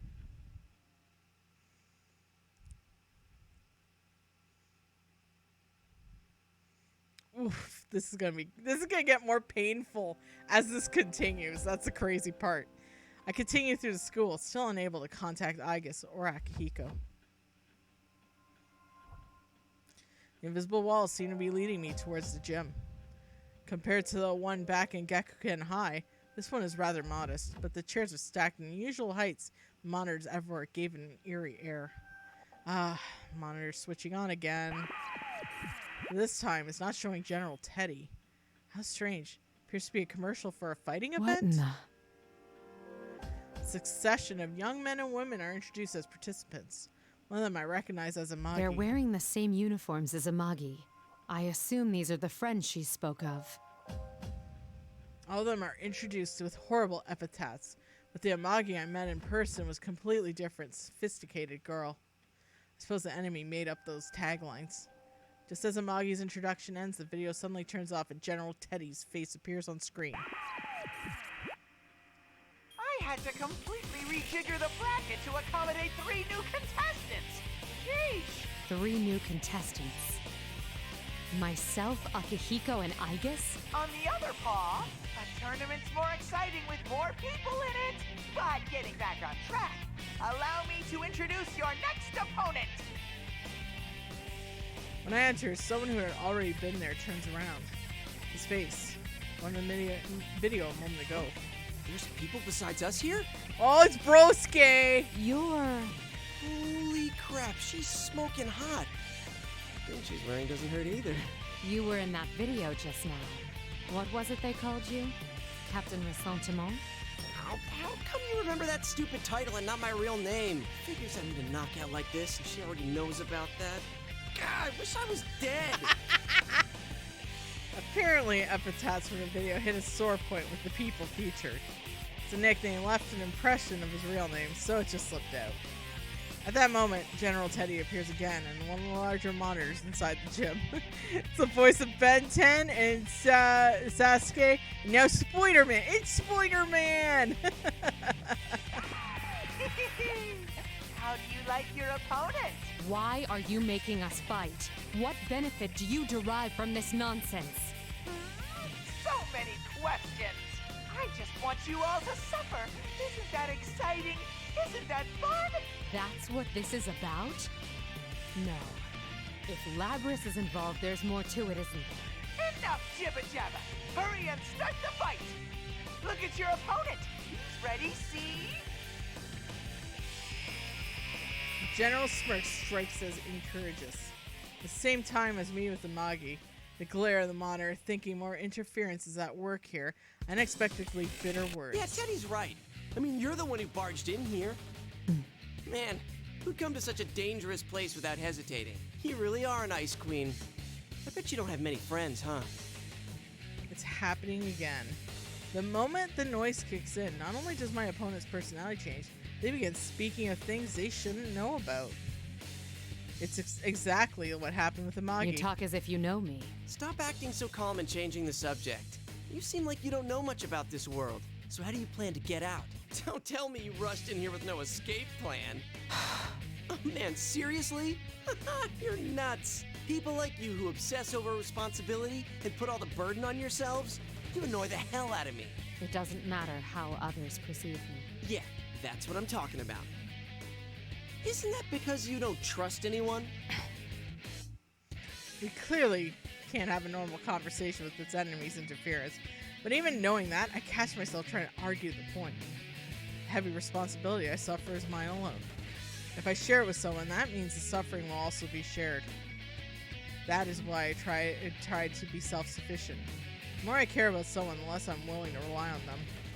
But that's no better than not believing in them. I've been caught in about a trap before. Maybe I still haven't truly escaped it. Now how could I guess my private distress, one barely confided in others There was before? supposedly an unexpected intruder. What's going on? What are you mumbling about? Well, let me ease your mind. I'll end everything for you. Let's do this, Jiraiya! Go, Yosuke-senpai! Beat up that shady lady! Let the fight begin! I can see there'll be no talking sense with him like this. There's nothing for it then. Artemisia!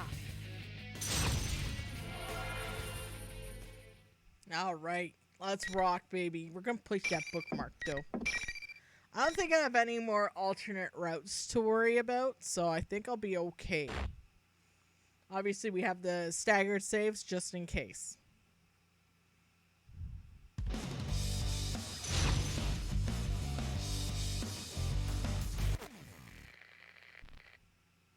Finally! Here comes Yosuke-senpai! I have to try the online for Ultimax because they added back. Just getting started. Go get Woo. it.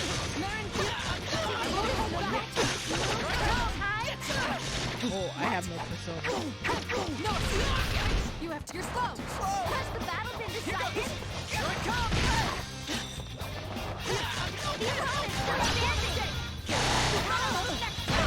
Woo! Will it all be over in Probably fantasizing about nurses when he sees Mitsuru here. Presenting! He's presenting! Can I get some presentings in chat, please?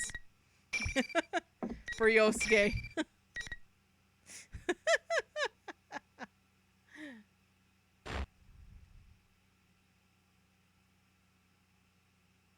Aw, you're so useless, Yosuke-senpai! Unfortunately, the party crasher wins. The girl in the PA system is rather casual about her insults. Soon after, General Teddy appears on the monitor. So strong, miss. I can barely believe how gorgeous Take and a shot. powerful you are. Also, thank you, DT Darkslayer, for the presenting. It seems they're not provoking us only to have us fight one another. And their method. Is it more like an illusion they're casting over us, rather than some sort of mind control? Still trying to figure everything out? Switch your brain off and enjoy the Grand Prix already. Sorry, but I'm not some savage who enjoys the suffering of others. And don't call me Miss. My name is Mitsuru Kirijo. Kirijo? You've toyed with us, and I don't take that lightly. I'll make you pay for what you've done. You better be prepared for that. Kirijo! The moment he hears my voice, the face in the bear costume distorts into a mask of hate. You're the one who should be prepared. I'll never let you stop me. The broadcast ends after he flings those words I at me. mentioned my name on purpose. He reacted as strongly to the name Kirijo as I thought he would. I still don't know anything for certain, but I'm increasingly sure that General Teddy is related to the circumstances surrounding Labrys. At first, I thought I'd stumbled into an irrelevant side incident, but evidently not. We were meant to come here. And also, Austinic, thank you for the presenting as well. Just then, the young man behind me slowly gets to his feet. Ow! Ah, you're awake. Seems now that the battle's settled, the interference causing us to both seem odd has vanished. Hanamura cringes away, frightened. Can't help but shrug. My. Amagi reacted the same way. Were the things that the illusory me said that harsh? Oh, you bet. Wait, what? Illusory? And did you just say Amagi? You meant Yukiko? Yes, before I came here. I was forced to fight her, quite against my will. I explained the situation to him. I also add that she shared information with me about last year's case. That should help prove that I did encounter Amagi.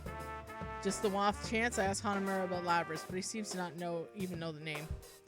Once we finish speaking, I stand up, place a hand in the air as if touching something there. Only the winner can move on, huh? I'm the only one who can feel this invisible wall thing, so I guess it's true. I'm glad you understand. I was worried you'd doubt me since I'm a complete stranger. Well, you didn't seem like someone who'd try and trick me. I mean, what's the point? I've lost now, so I can't go anywhere. Indeed. You're very pragmatic. Young man waves away my Nah, compliment. after what I went through last year, I just got used to coming smack up against insane stuff in this world. And Yukiko, my friend you met, she believed in you. So I don't mind trusting you too. He can trust all them beefers. I see. can't help myself from smiling. Their bond seems to be real. I do somewhat envy the way they trust each other without a doubt. That could never happen unless they have overcome some trials together. I'd like your opinion on something. What do you think is the objective of this tournament? That General Teddy said it was all in fun, but I doubt it's anything so simple. I've been wondering the same thing, but I don't know. But you know, it might not just be Teddy behind it. I met this weird girl earlier. A weird girl? She was about my age, and she said she was the student council president. It was like she had no idea that she was inside the TV world. That doesn't seem very likely, does it? No, I doubt one could be unaware of such things. It's possible that she didn't come here of her own will. This may be a school now, but it doesn't always look like this. When normal people who don't have personas come in here, the world changes to reflect what they're thinking of. It happened every time a victim was dumped into a TV last year. Maybe this time she's the victim. Even if she means well, she still could have a lot to do with the tournament. Girl, huh? Judging from the state of affairs, I'm beginning to think the girl in question is Labras. Since Hanamura doesn't know the details of my mission, it wouldn't occur to him that I'm searching for a humanoid weapon with a heart. What did this girl look like? Did anything about her stand out? Huh? No, not really. She wore the same uniform as the rest of us. A uniform? Considering how Igus looks, it's possible Labras' appearance is quite close to human. But what does it mean that she's completely able to pass as human? Even Igus has to wear clothes that cover her entire body in order for her to walk around town. Yet Labras even wears the same uniform as them. Chalk up to another unsolved mystery, I suppose. After talking with Hanamura, it does feel like I'm starting to understand the bigger picture here. I see. Thank you. I'm getting a clearer picture of what's going on. I'm sorry, but I can't stay and chat. I should be leaving now. Oh, wait a sec. Can I ask you a favor? Can you look after my other friends too? It sucks, but I can't get to them from here. That Teddy's really not a bad guy either. Sure, he eats my ice cream without asking and stuff, but he's not the type of guy who'd get off on watching people hurt each other. There's gotta be some other explanation. Don't worry. I was already thinking along similar lines. What we saw was an illusion. It may be that they're faced with the same situation. I'll save everyone who's been dragged into this, including your friends, and this student council president. Thanks. Just hurry before someone else dies in here. Hanamura's expression, which previously been bright, a bit desperate, darkens noticeably. From what I heard last year's Shadow incident revolved around serial murders. Maybe he lost someone as well. To fight desperately but lacking power to make a difference, and being forcibly parted from loved ones. I understand that pain all too well. That must sound pretty lame, losing the fight and then making a lot of demands. Not so. Your concern for your friends in a situation like this. C'est magnifique. What? I sensed it when speaking to Amagi too. But you all seem to have very strong wills. I promise to do what I can to help. The emotions he seems to view as weakness are actually a strength. I'm sure that little more experience he'd come to realize that. See how difficult it is to hold on to the will, and how valuable it is to have friends to share with it. And I'm the one who'll be moving on. I'm responsible for the duties he entrusted me to. As if sensing the determination, Hanamura's expression turns serious, and he nods. Alright, Mitsuru, being girl boss, damn it. He doesn't speak French, Mitsuru. We learned some French watching Tele Francais on Tuesday. It was great. Or Monday, I should say. Was it Tuesday? I don't remember. It was Tuesday. After parting with Hanamura, I once again proceed through the school. The invisible walls continue to bar my path. Undoubtedly, the enemy is leading me exactly where he wants me. Is there no end to this? The rules of the P1 Grand Prix are powerfully enforced. I tried to see if I could destroy one of these walls, but it doesn't seem I can, though. Maybe if I use my strength, in that case, I'd be at the disadvantage in my next fight. Either way, it didn't seem worth the trouble. I strayed from the suggested route on purpose and opened from one of the classroom doors. I sense no enemies here. It doesn't look likely I'll run into my next opponent here either. Should be safe here. Once again, I link my communicator and my persona. This time, unlike before, my senses cleanly, smoothly spread outward. I sense two familiar reactions. Akihiko and Igus. They both seem to be okay. First, I focused my senses to contact Igus, who's closer Can you by. hear me, Igus? Mitsuru-san, I am relieved to finally hear from you. Is Akihiko-san with you? No, we were separated, but I've confirmed his safety.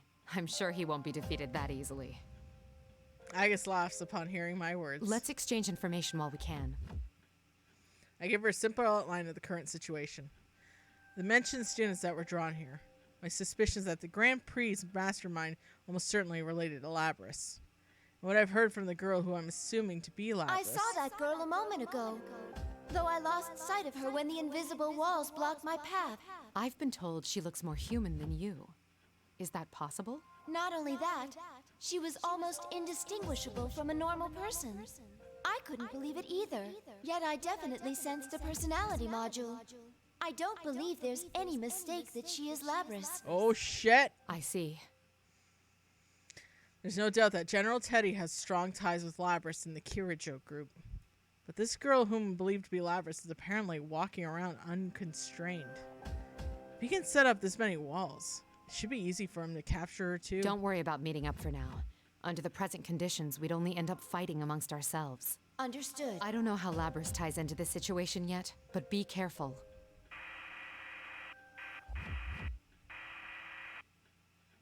Hello? I lost her. Aya's voice trails off as my connection of her dies out again. Wonder if the enemy noticed our conversation and took preventative measures. Though the voice I'm hearing now is definitely isn't General Teddy's. Some other way. If there was, then... Ooh. That's the same voice from before. Labrys, is that you? It's happening again. The voice reaches through my persona ability, but I have the strangest sensation about it. I get the impression the voice is seeping out of this place itself. Why are you laughing? What about this is funny? Who is she addressing? I don't want to fight him anymore! That reminds me. Hanamura said that the environments here are formed by the thoughts of those who enter this world. Oof. Could these be Labrys' innermost thoughts? Is that why everything about this place radiates her feelings? What do you think we are? For a moment, I experienced not just the voice, but a powerful wave of emotions. They bombarded me through my persona senses. Strong sadness, confusion, despair. I can't help but fall to my knees, though nothing is assaulting me directly. How can I describe this weight? One possible explanation crosses my mind. She's not addressing anyone. These are her memories. I see. So that's what's going on. Oof. Think back to what General Teddy said. That making people suffer is fun. Dismissed it as a barbaric desire, not worth thinking about too deeply. But in truth, what kind of horrors would someone have to go through to emerge with such a stunted perspective? I'm finally beginning to see the relationship between this tournament and Labrys. In any case, I must proceed to learn anything. I redoubled my resolve and began walking again. Oh my god.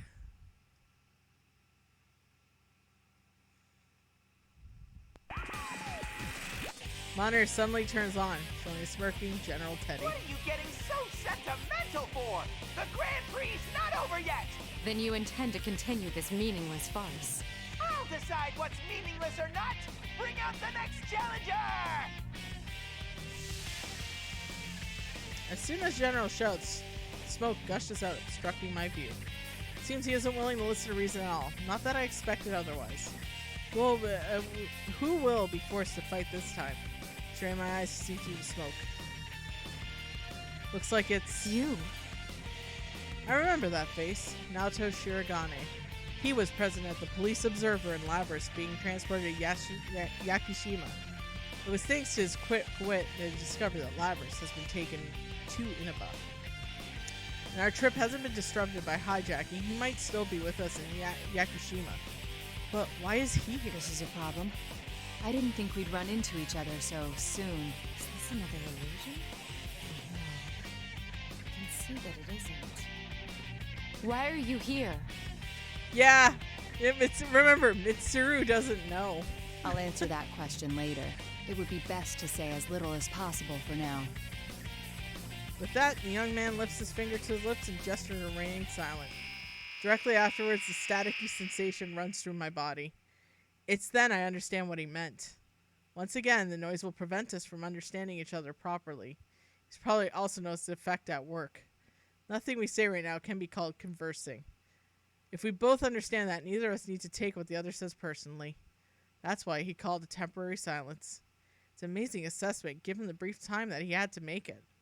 Before long, as expected, the young man before me undergoes a complete attitude reversal. Seriously, such impatience handling the grunt work yourself like this.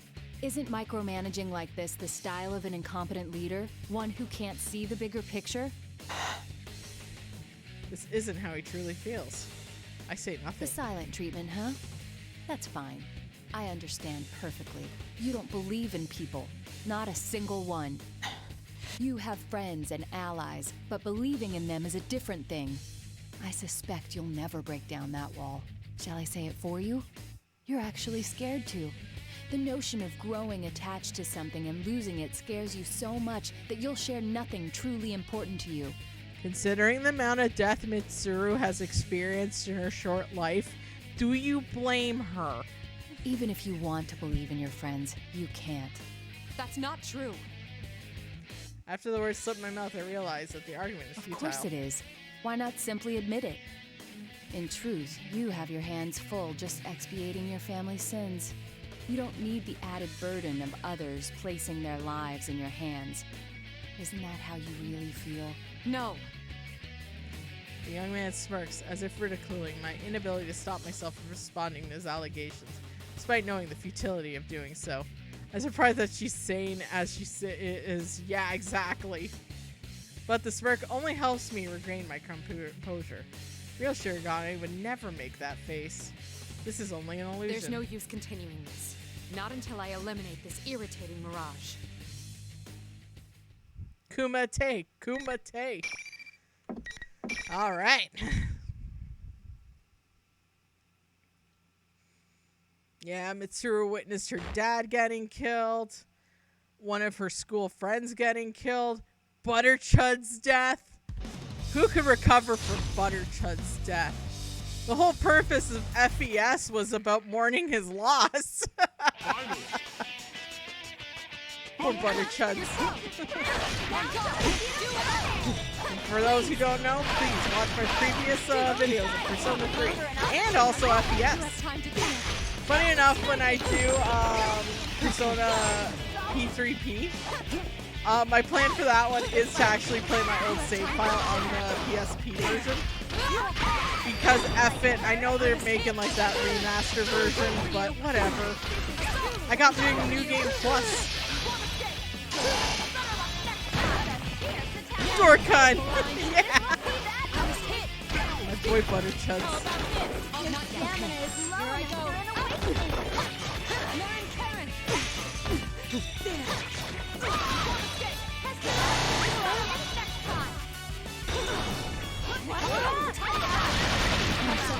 KO! In the end, the victor was no surprise.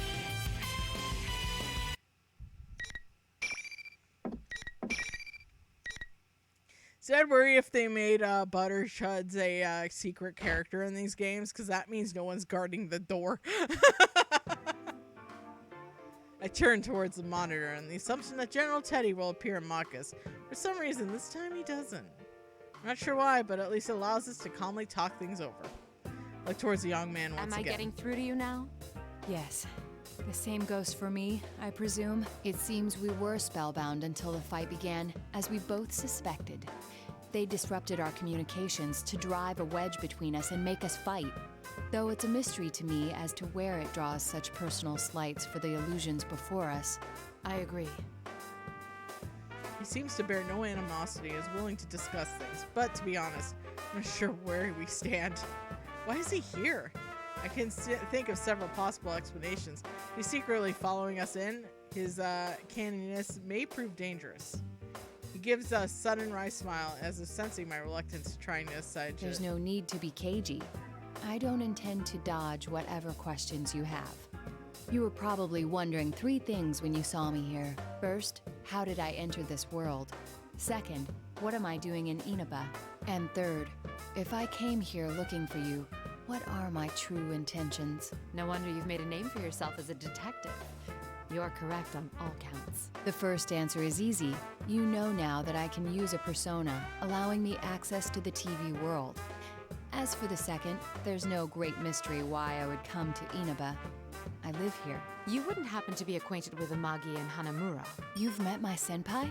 Your friends. I gather that you're comrades who fought alongside each other Aww. during the serial murder case last year. I assume you entered the TV together for the same reason they did, and found yourself dragged into this mess as well.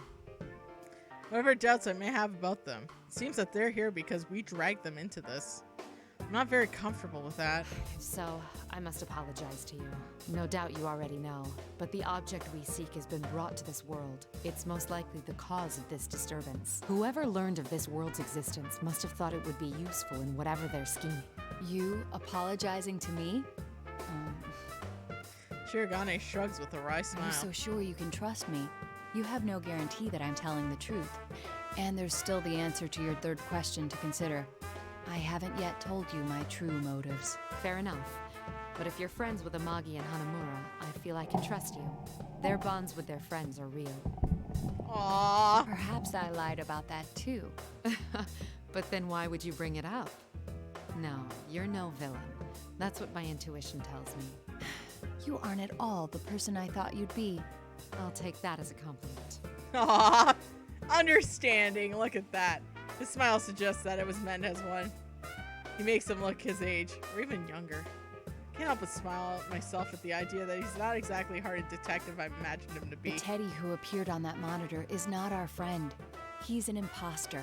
You have proof of this? I found the real Teddy. Our enemy can fog both our eyes and ears. It's possible they can make themselves look like someone else. I see. But I still don't know why they chose to take on Teddy's appearance.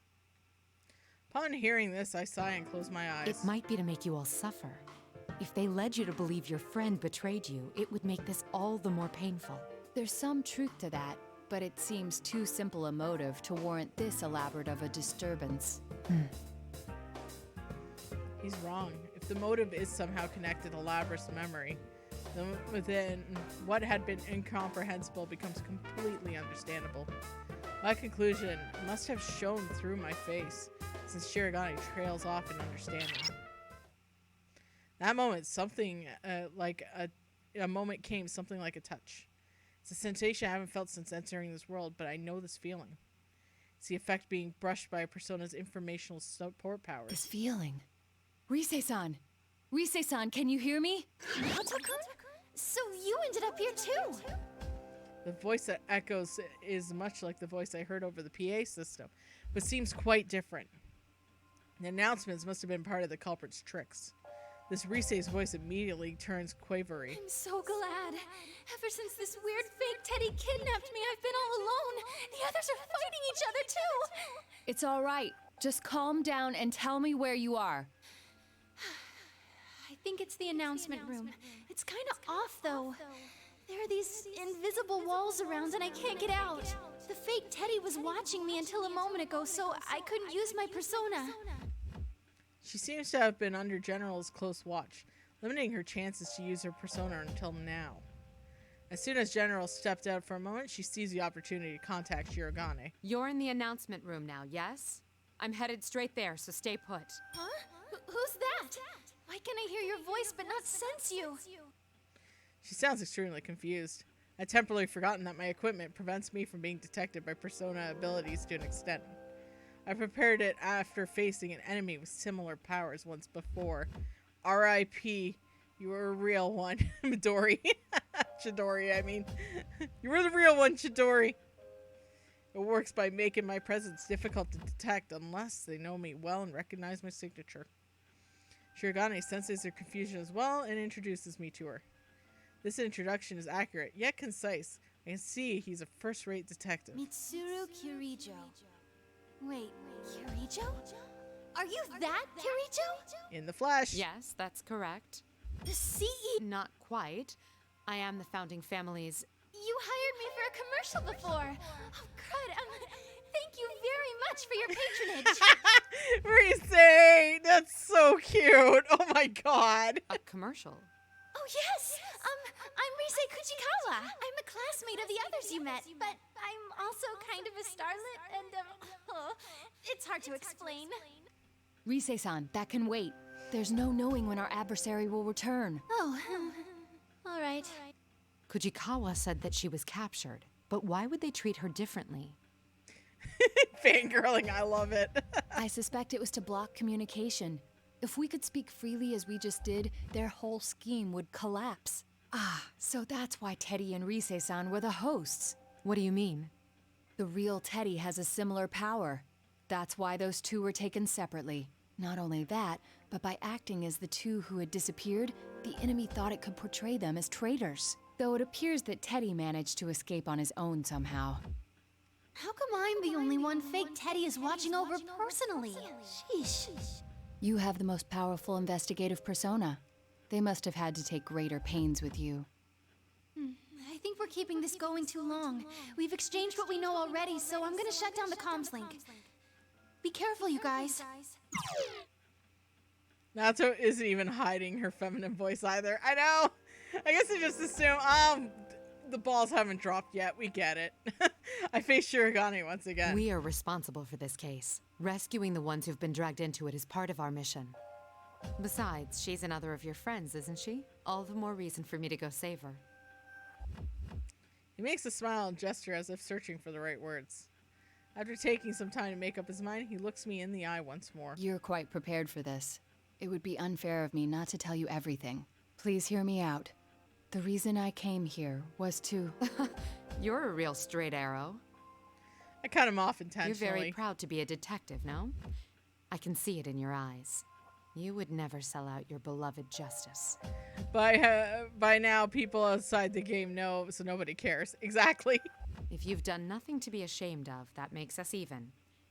I haven't been entirely forthright with you either.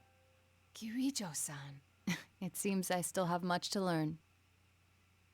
Despite what I said, I can make an educated guess by his motives. He's a persona user. That means the police selected their observer as someone with the potential. And if his only task was to watch over the transfer, they had no need to send a persona user. They need me to believe that he's been asked to secretly spy on me or my organization. But we have nothing to hide anymore.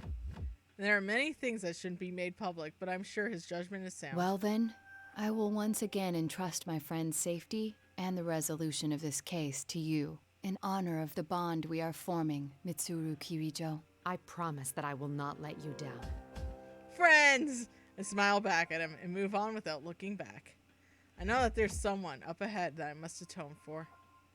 And there's no hesitation in my steps. But she's in that tight catsuit. Terrible. No, Edgey, no. I reach the 3rd floor. After turning a corner and going for a while, it finally comes into view. An announcement room. This is where Kujikawa is supposed to be. Are you Kirijo-san? Kirijo? Uh-oh. As I open the door, the 2 students greet me.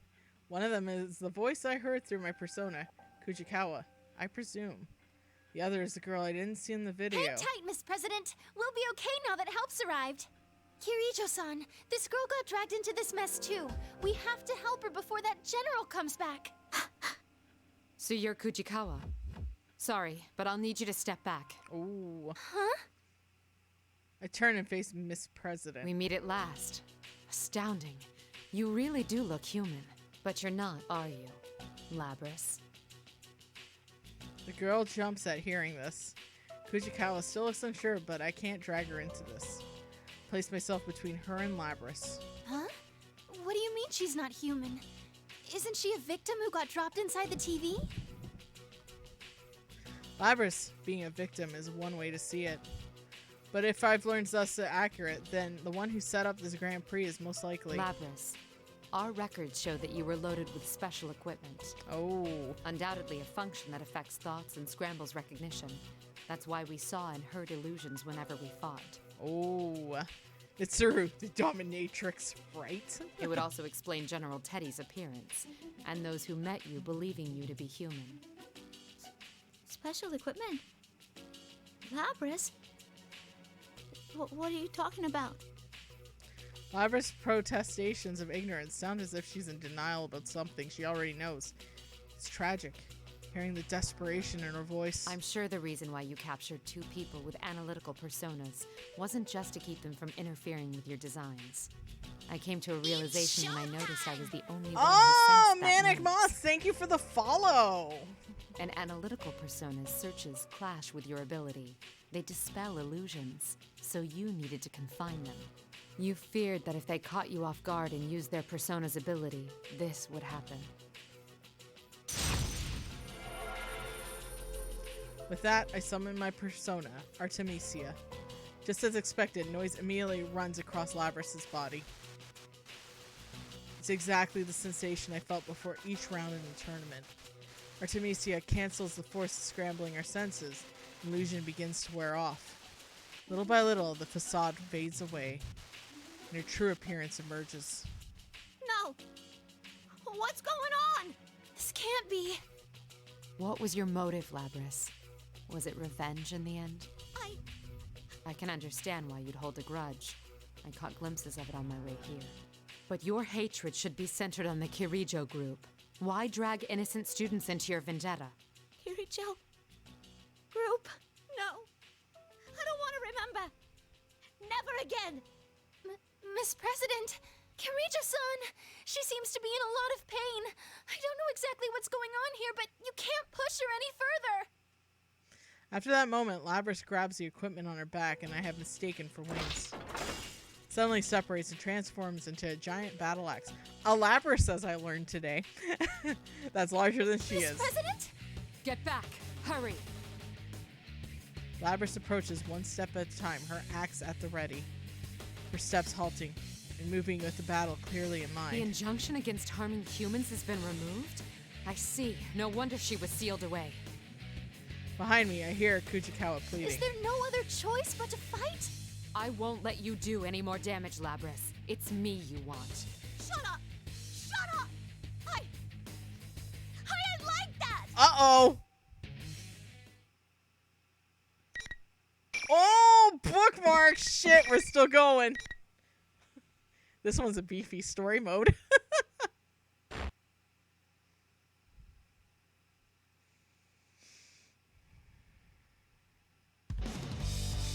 Oh!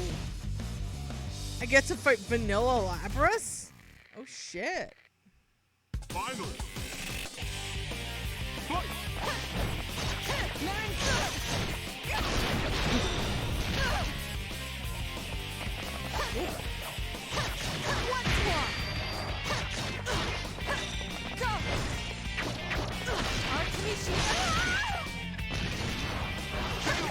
So what's cool is we're gonna get the true ends for everyone to unlock soon as well. I don't think those are gonna take as long as actual story mode, so we're gonna try to do that all at once. Oh, shook my ass super kick at least.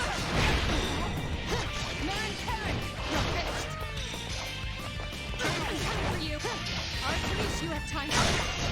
I'm so afraid of shit. I'll show you my resolve.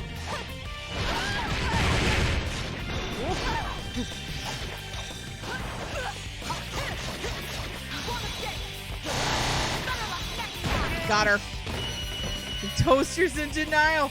Her Labrys has some range. Does Labrys with her Labrys have range? There we go.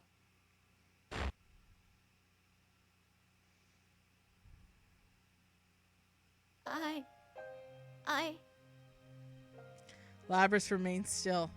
I can hear her muttered denials. She didn't use a persona, but it's possible her mental instability prevented her from doing so. It might have been a blessing in disguise. I don't intend to turn a blind eye to the sins committed against you. That is why I must bring you back. Labrys is the mastermind. Not only of this tournament, but maybe the entire incident from the beginning. What if Labrys was never stolen, but instead escaped? Considering her powers, it is possible that she deluded the ordinary human hijackers. There's no knowing when Labrys regained her consciousness inside her cage. What if she hadn't awakened on opening it? What if she was already conscious inside there? She had been sealed for roughly 13 years. More than enough time to formulate a plan. If that was indeed the case, it'd make more sense for this to be a plan devised by Labrys, rather than an unknown party suddenly stealing her away. I can't imagine how much resentment such a small, artificial body could hold. Aww. A tragic mastermind, huh? Huh? Mastermind? You got it wrong, Kirijo-san! That girl's not... Kirishikawa calls out from behind me. Just as she does, I feel an imminent threat rush to my back. What? I turn around in surprise. Can't be. Looks like you've saved me some time while I was out running errands. Uh-oh. Yeah, 13 years, and like possibly she could have been awake during that time inside the case too. Oh. You're... General Teddy gives an evil smirk. Extremely powerful version of noise, far worse than before, was everywhere around us. Kujikawa squats down while covering her ears. It's all I could do for keep from falling to my own knees. What's going on? This is Labrys' interference pattern. Mm-hmm. That's right. As thanks for cornering the real one, I'll show you something. Ooh.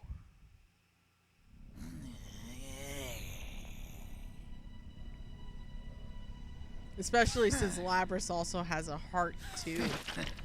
Oh, poor girl. She needs Yukiko to comfort her. Again, I now ship Yukiko and Labrys. Thanks, game.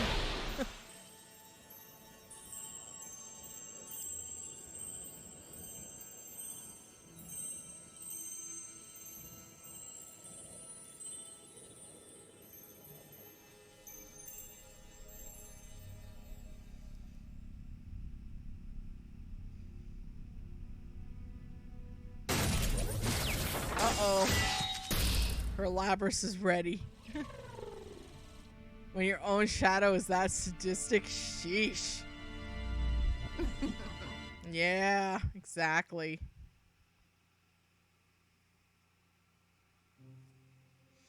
The noise lifts once the mimicry is dispelled. But what reveals is something I hadn't expected. Another Labrys? To be continued. Aw, shit. Welcome to the Velvet Room. So that means next This Saturday, place between dream it's and toaster reality, time. Mind and matter. Like literally, it's Now, toaster time. We have why both don't you toasters introduce available yourself? for fighting.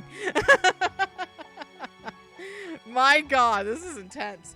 And depending how long it takes, we might even be able to get the other endings in. Which is pretty cool.